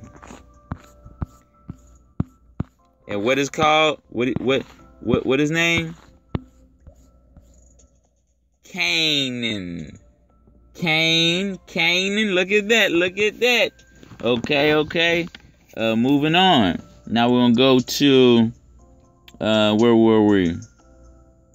Okay, now we went to Genesis 9 and 20. Now we're gonna go to Ezekiel 16.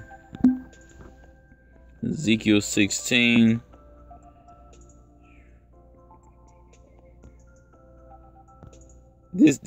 It brought me new revelations when I started to study this.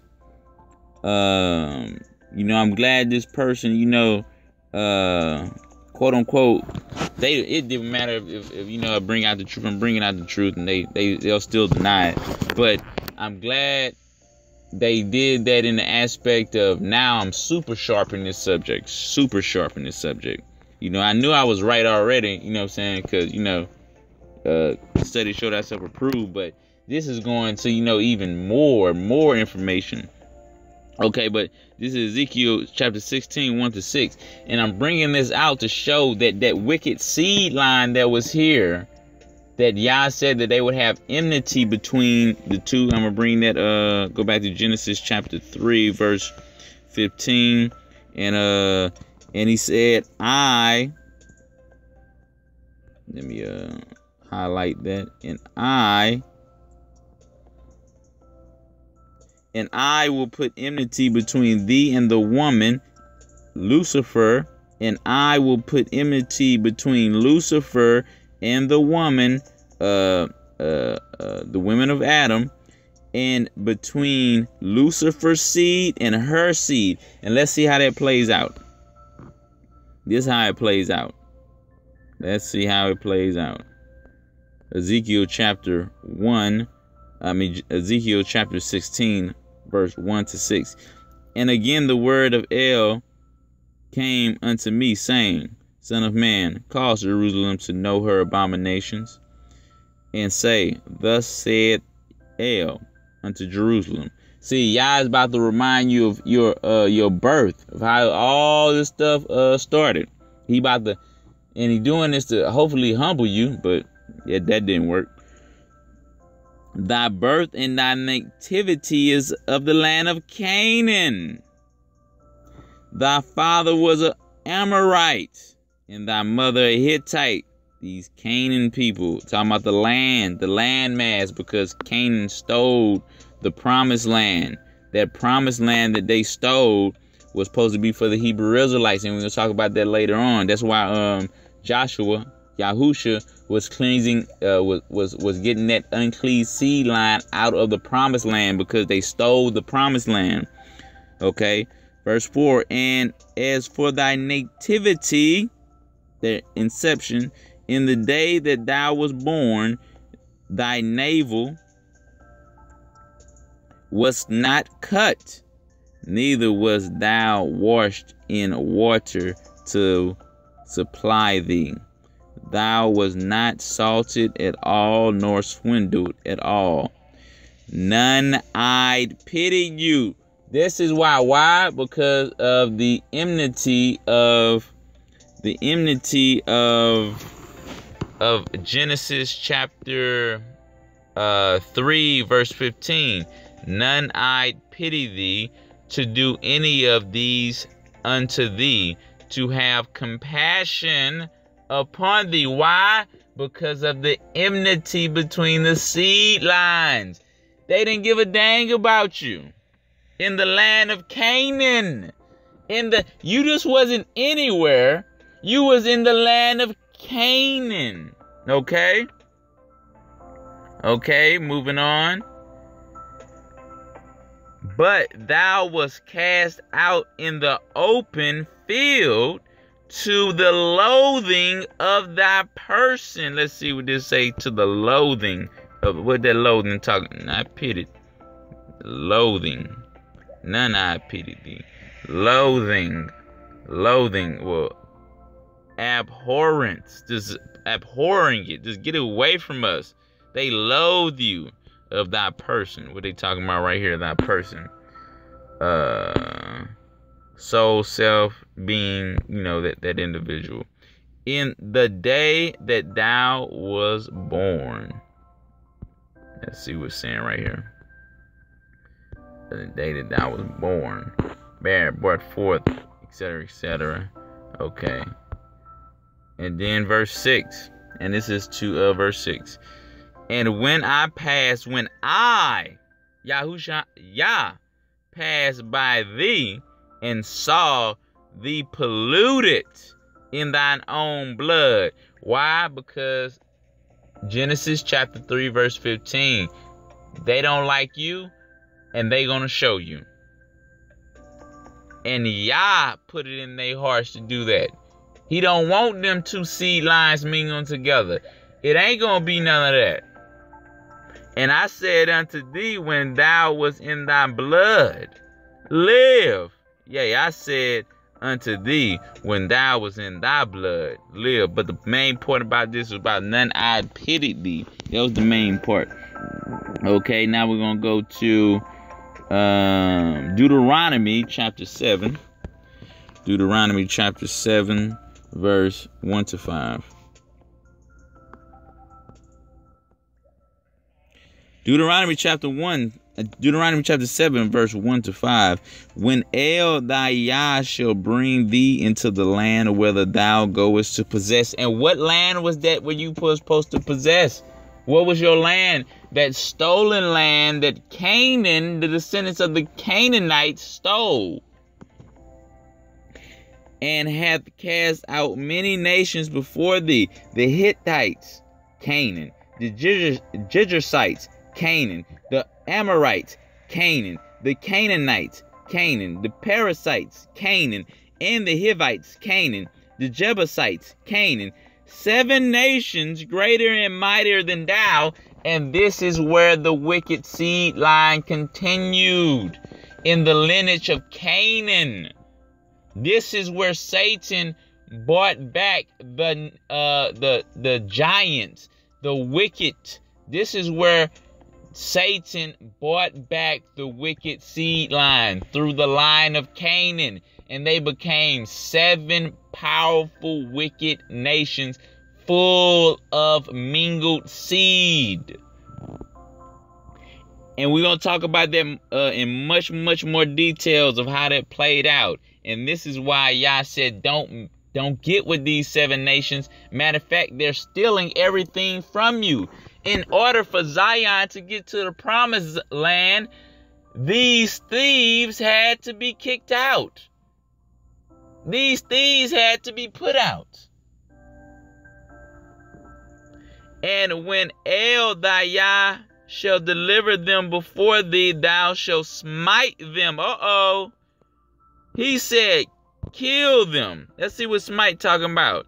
To strike, smite, hit, beat, slay, kill. Scourge, clap, kill, slay, attack, destroy, conquer, subject, subject, revenge, to smite, chasten, send judgment upon, punish, receive blows, wounds, etc., etc. He said, thou shalt smite them and utterly destroy. Well, let's go to utterly first. What does utterly mean? Because I remember I was talking to this person. They didn't understand. I don't know if they did this on purpose or not. But when Yah said in Genesis chapter 3, verse 15, I have put hatred in between both of these people, both of these seed lines. And he gonna kill that seed line completely when he come back. That's utterly talking about. To ban, devote, destroy, utterly, completely destroy, exterminate, dedicate for destruction, put under the ban, be devoted to destruction. Man, that he say utterly destroy. Let's go to destroy. Hebrew word H2763.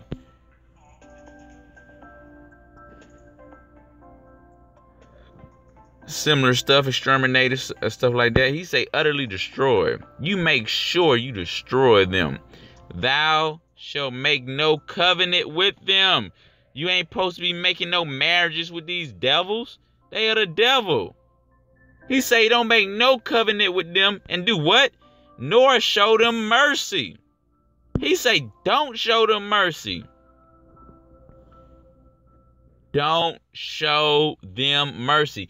This is not what it's talking about in Matthew chapter 5 when he said love your enemies. That's talking about of your own people. These people are of the devil. And if anybody up in here doing this stuff to the devil, shame on you. Shame on you. And the spirit of YAH is not teaching you. You're not supposed to, he say utterly destroy. These people not even supposed to be on this planet. He don't want you to do no covenant with them. Don't mingle with them. And we don't go into much more details about that too. This is to verse 5. Neither shalt thou make marriages with them. Don't marry them. Thy daughters, thy shall not give unto them his sons. Why? Because he's trying to halt the any more mingling with these people. He say no more. They have stolen your land. In order for Zion to go to the promised land, these bastards had to be cast out, destroyed. Nor his daughters shalt thou take unto thy son. Don't be trying to have sex with these children of the devil. They're of the devil. And what you bring forth with them. Look at what you're bringing forth with them. For they will, for what? For what? For what? For what? For what? What they gonna do? What they gonna do? For they will turn away thy sons from following me, that they may serve other gods. So will the anger, the rightful indignation of YAH be kindled against you, because he told you, stop opening your legs to them devils. Stop going in unto the open legs of the devil. Look at what you bringing forth. And people got the nerve to get upset instead of correcting. Thinking YAH is showing mercy on them to help them out. YAH has sent them somebody to help them. Now they don't want that. They want to lay in the bosom of the devil. They want to coddle the devil's children and say they not the devil. They the devil. They was the devil when they was conceived. They was the devil when they was born. And they gonna be the devil when Yahushua HaMashiach come back to put them down. They the devil. And they destroy. They're thieves, liars, manipulators, deceitful, murderers. Okay? Kindled against you and destroyed thee suddenly. But thus shall ye deal with them. He say, this is how you deal with them. You don't Matthew chapter 5, to love your enemies. That's not the enemy. It's talking about the enemy of your own people. But thus shall ye deal with them. Ye shall destroy their altars. Let's see what altars they had. What altars they had. Is it gonna go in here? Nah, I'm gonna have to get it out of my Bible says it what altars it really is. It's in verse 5, Deuteronomy chapter 7. And it is, where is it? It's 5 1 5 1 5 1 groves. Okay, when we get the groves. Destroy their altars. Let's see what these Canaanite devil seed line was doing. Let's see what they was worshiping, who they was worshiping, and break down their images and cut down their groves. Hold on. What is a grove? Because a lot of people don't believe that this mother goddess worship is real. A lot of people don't believe this. They get offended when you tell them that y'all number one enemy in the Bible is mother goddess worship. From Genesis all the way up until Revelation. When Yahushua HaMashiach even said, it is the whore. It is the one who say I sit a queen. That's who your battle. That's who that is. You got to be careful who you calling Lucifer, because you might not know who Lucifer really is. Now, these Canaanite devils, who were they worshiping? This is who they was worshiping. And these Canaanite devils are of Satan. They went right to their God. Let's see how that works out. They was making groves and images, huh? Let's see what that grove is. Hebrew word 842.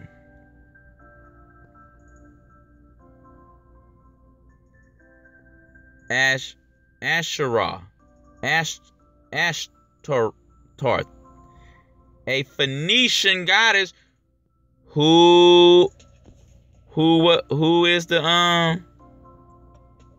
let me go back. Who is the who are the Phoenicians?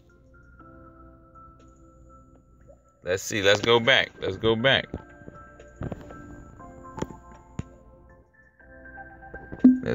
Let's see the family tree up in there. Who are the Phoenicians? Where are they? Is it down enough? It's not down enough. Okay, but the Phoenicians are Canaan. Now let's get that in the thing. Who are the Phoenicians? The Phoenicians, goddess of love, Ashtaroth. Ashtaroth, star equals star. Okay, who's that star? Who's that? I beheld Satan coming down as a star falling from heaven. Who was that? Who getting this first worship? Huh?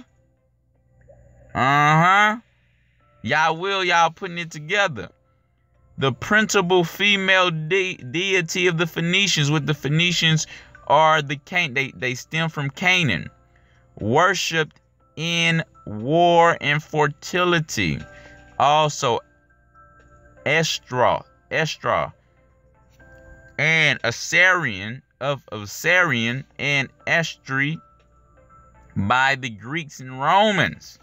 Okay, now the Phoenicians, they're much older than the Greeks and Romans. Okay, let me see if but Phoenicians are the Palestine. They come from Palestine too, people.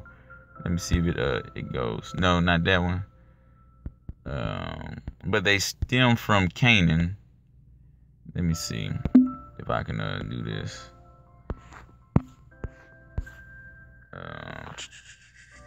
Okay, let me do it like this. I do it like this.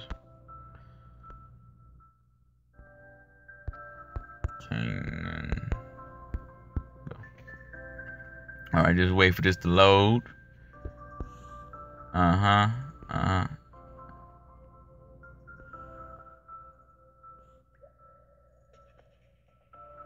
Okay, their religion was Canaanite. Phoenicians was the ancient Semitic speaking Mediterranean civilization. That's not what I'm looking for. Here we go. Maybe just pull up something.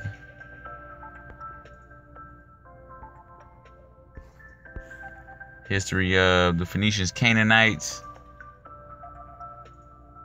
Descended from the original Canaanites, the Phoenicians, right here. Can I highlight it?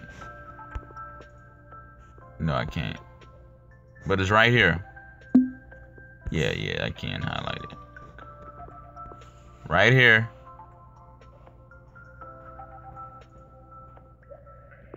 The Phoenicians of the Iron Age, first millennium BC, descended from the original Canaanites.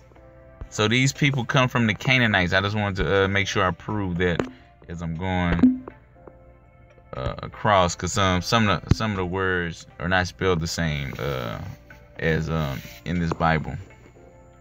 Okay, so read verse 5.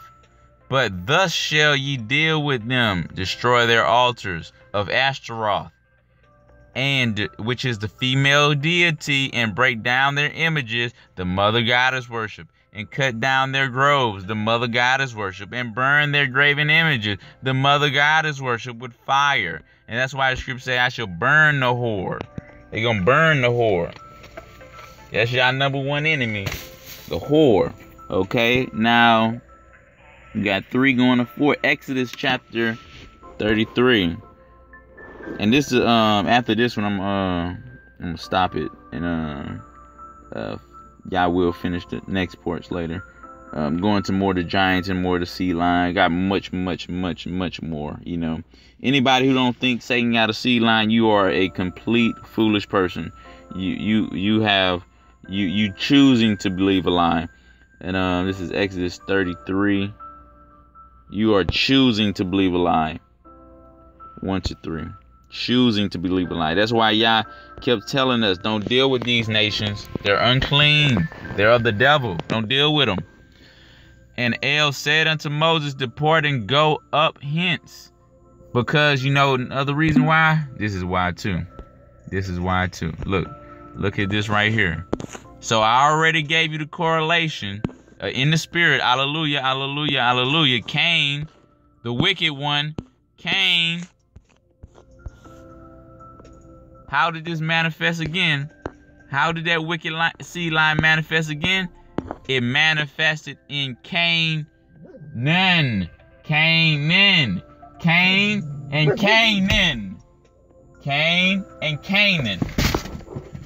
So we see how that's manifesting. It's the spirit bearing witness. See how they going? Now we know everybody. Yeah, like I was saying, see, that's the spirit. That this wicked seed came through another Cain. Another Cain. That's where Satan's seed came back in the world. Because why? Abel didn't have no more seed. Cain, Enoch, Arad, etc. What happened to their seed line? Done. The only seed line that continued was through Seth. Adam and Eve's son. They actually had technically 2 sons, Abel and Seth. Cain was not of Adam. That's why Eve said, the Lord have given me a son. I have gotten a son from the Lord. And we go into the Targum, and we see how that's going into the details of Lucifer. Now,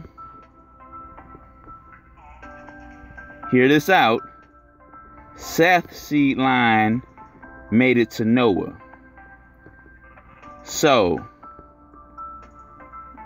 once you got to Noah, this whole lineage is gone. Lamech, Methuselah, Enoch, Jared, etc. It's all gone. Because the flood, either the Most High put them to sleep, you know, they died, or the flood got them. So, for these seed lines, they were destroyed at this time. And the only one who made it was Noah, Shem, Japheth, and Ham. So the seed line that Satan worked through wasn't Shem, wasn't Japheth. It was through Ham and his son with his mother, Canaan. That's just just elaborating on that. Now we'll go to Exodus chapter 33, 1-3. And El said unto Moses, depart and go up hence, thou and the people which thou hast brought up, and out of the land of Egypt, unto the land which I swear unto Abraham. Unto the land, what is that land? People don't understand this. These Canaanites have stolen. These Canaanites have stolen what belongs to you. Where it say? Out of the land, unto the land which I swear unto you, unto Abraham, unto the land. What land is that? That's the land that Canaan has stolen. And they have brought so many monsters and abominations there to Isaac and to Jacob, saying, unto thy seed will I give it, and I will send an angel before thee, and I will drive out the who? The Canaanite, the Canaanite, the Amorite, the Hittite, the Parasite, the Hivite, and the Jebusite. Let's see. Where are all these people located at? Let's go back to the family tree. Where are all these people located at? Go back to the family tree. Hivite.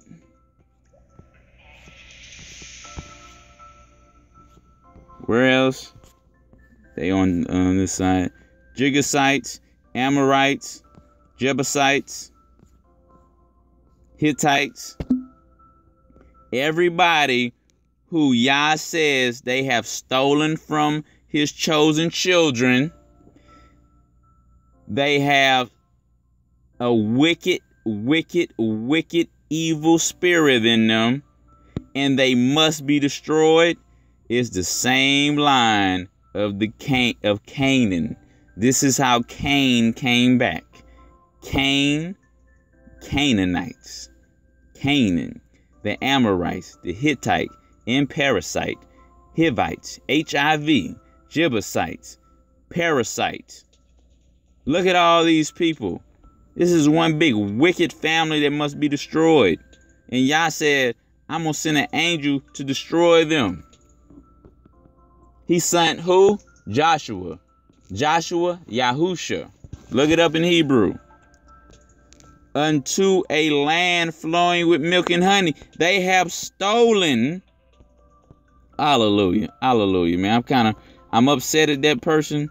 With golly upsetness, but I'm glad they did question me on this. And, I gave them the understanding, but they just didn't want it. But I got even more understanding about this. It's like, I had to dig even more deeper, and I'm just digging all this stuff up because look, the Canaanites have stolen the land flowing with milk and honey. They have stolen the promise that was supposed to be to the Hebrew Israelites. For I will not go up in the midst of thee, for thou art a stiff-necked people, lest I consume thee in the way. Read that again. Unto the land flowing with milk and honey. For I will not go up in the midst of thee, for thou art a stiff-necked people, lest I consume thee in the way. That's right, boy. You tell people the truth, they don't care. They love, you know who they love? They don't love Yah. No. They love, you know who they love? They love the Canaanites and everything that come about the seed of the devil. You tell them about the seed of the devil, they get mad at you. But guess what the children of the devil did? They stole in the promised land flowing with milk and honey. Look at that. Look at that. If you are mad at somebody who wants order back, just like Yah does, and you are okay with this wicked seed line, the Canaanites doing all this stuff and continuing like this and not being called out and not being put to spiritual shame and not being prayed for YAH to get them back for all they did, something wrong with you. You more so of an enemy. You ain't no friend. You're an enemy of the kingdom of YAH. Okay, because he says you got to kill them. He said all of them must be destroyed.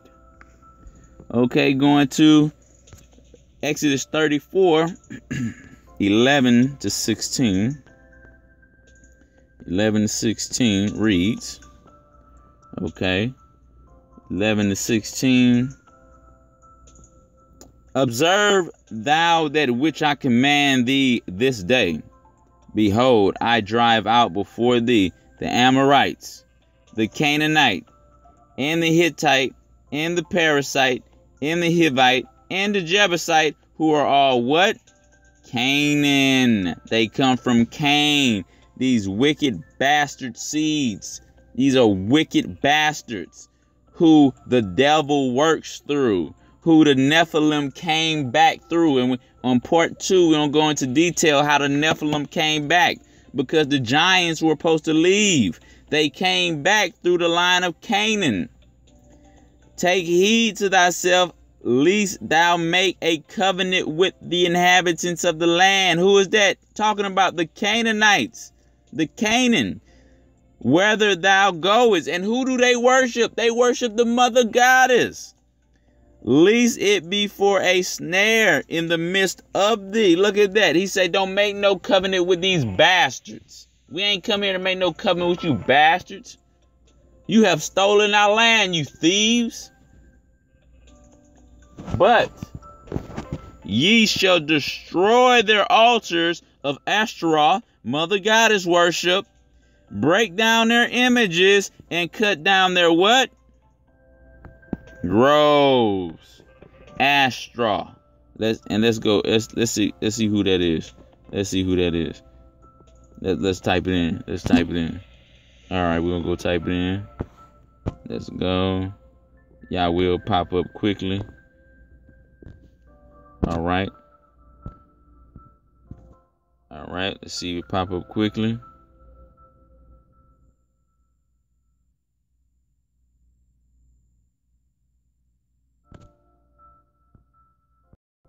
There we go. There we go.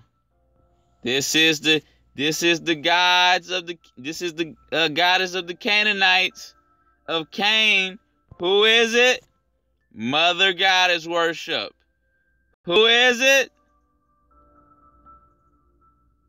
Middle Eastern goddess Ashtaroth, Northwest Semitic, a form of Ishtar, East Semitic worship from the Bronze Age through the classical antiquity. Who were the Nephilim and all of them worshiping? The mother goddess, the whore.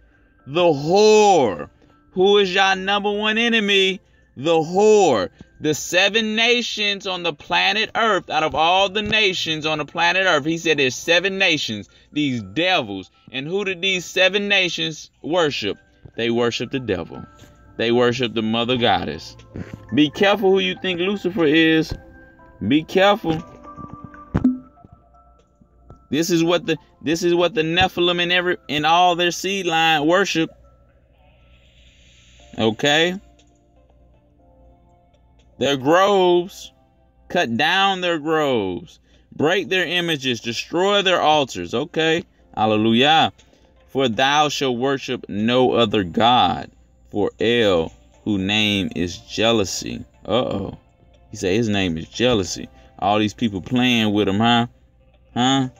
All these people playing with him. They playing with him. They ain't being godly people. They ain't being godly men. They ain't being godly women. They're being self-willed. Okay? Let's look up that self-willed. Let's look it up. See, pull it up. Self-will.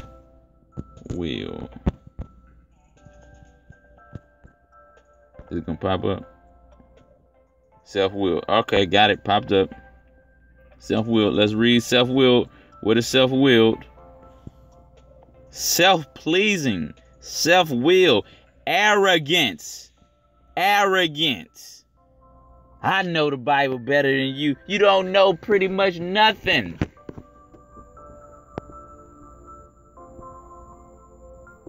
What's another one? She knoweth nothing.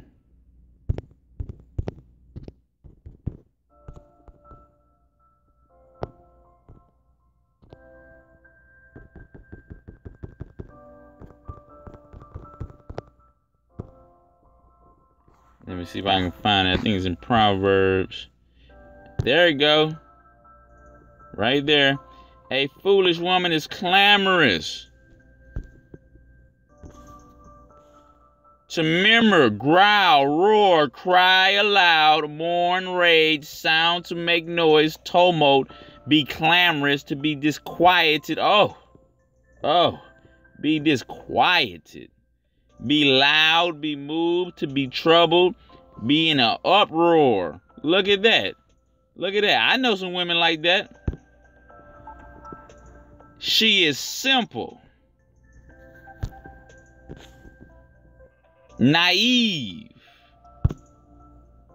What else we got? Knowing nothing.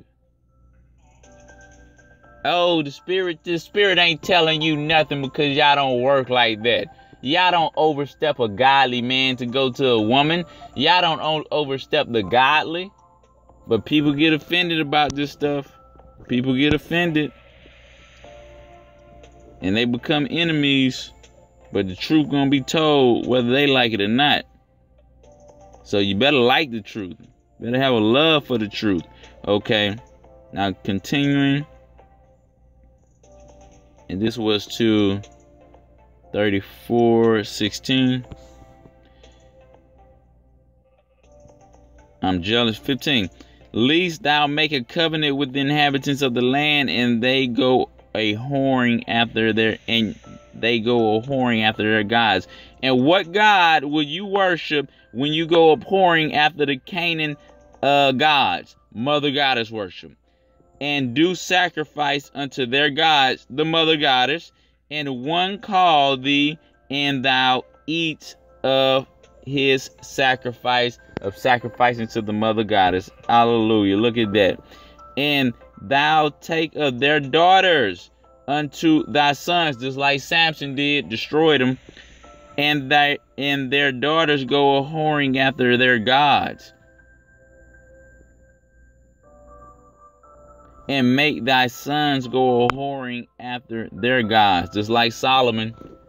Solomon.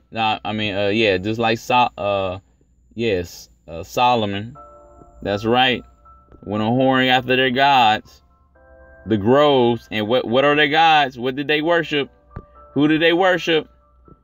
Who did they worship? That's right, Ashtaroth. Canaanite goddess, who the Nephilim came back through. They came back through the Canaan seed line. Look at that. All right. Now we're going to go, hallelujah, hallelujah. Now we're going to go to Joshua chapter 9. See, these bastards don't like you. I don't know why these people, out of their mind, they want the children of the devil. Be around the children of the devil. You out of your mind. That is crazy. That is foolish. Okay. Just continue on like how the Most High was trying to establish, man. Leave these people alone. You know, they have stolen from you. They have broken into your house and took everything from you. It's time for you to get yours back. And it came to pass when all the kings which were on the side of Jordan, in the hill and the valley, and in all the coast of the great sea over against Lebanon, the Hittites. Who is that again? The Hittite. Who is that again? Where did they descended from? Who did they descend from? That's right, Canaan, your enemies. The Amorites, Canaanites, Perizzites, the Hivites, Jebusites, here thereof. There you go. They stole your land. That they gathered themselves together to fight with Joshua and with Israel with one accord. So Joshua, who is the Yahusha figure. Looking at in Hebrew. Look it up. Yahusha. There you go right there. Yahusha.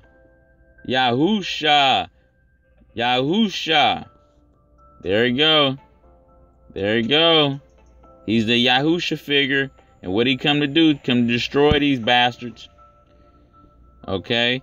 And verse 3. And when the inhabitants of Gibeon heard what Joshua had done unto Jericho and to AI. Because what is AI? The artificial intelligence. What do they do now? AI. What are they pushing? AI, artificial intelligence. The children of the devil go hand in hand with AI. They don't want the Ruach HaKodesh. They want what? Artificial intelligence. The children of Yah wants the Ruach HaKodesh.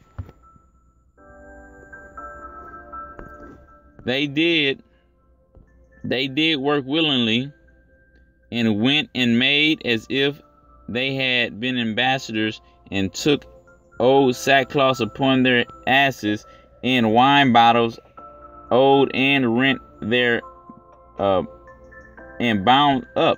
Why did they do this? Why? Why did they go to this extreme to do this? Why? Because this is why they knew this. This is what they knew. There's a lot of people, foolish people, are playing with. Why? Why did they do this? Why did they act like they were somebody else? Why? Because they knew Yah put in the Israelites' hearts to hate these people. And I will put enmity between thee, Lucifer, and the woman, Ashtaroth, and the woman, and between thy seed, Ashtaroth, Lucifer, and her seed, Eve, which is Adam's seed, actually.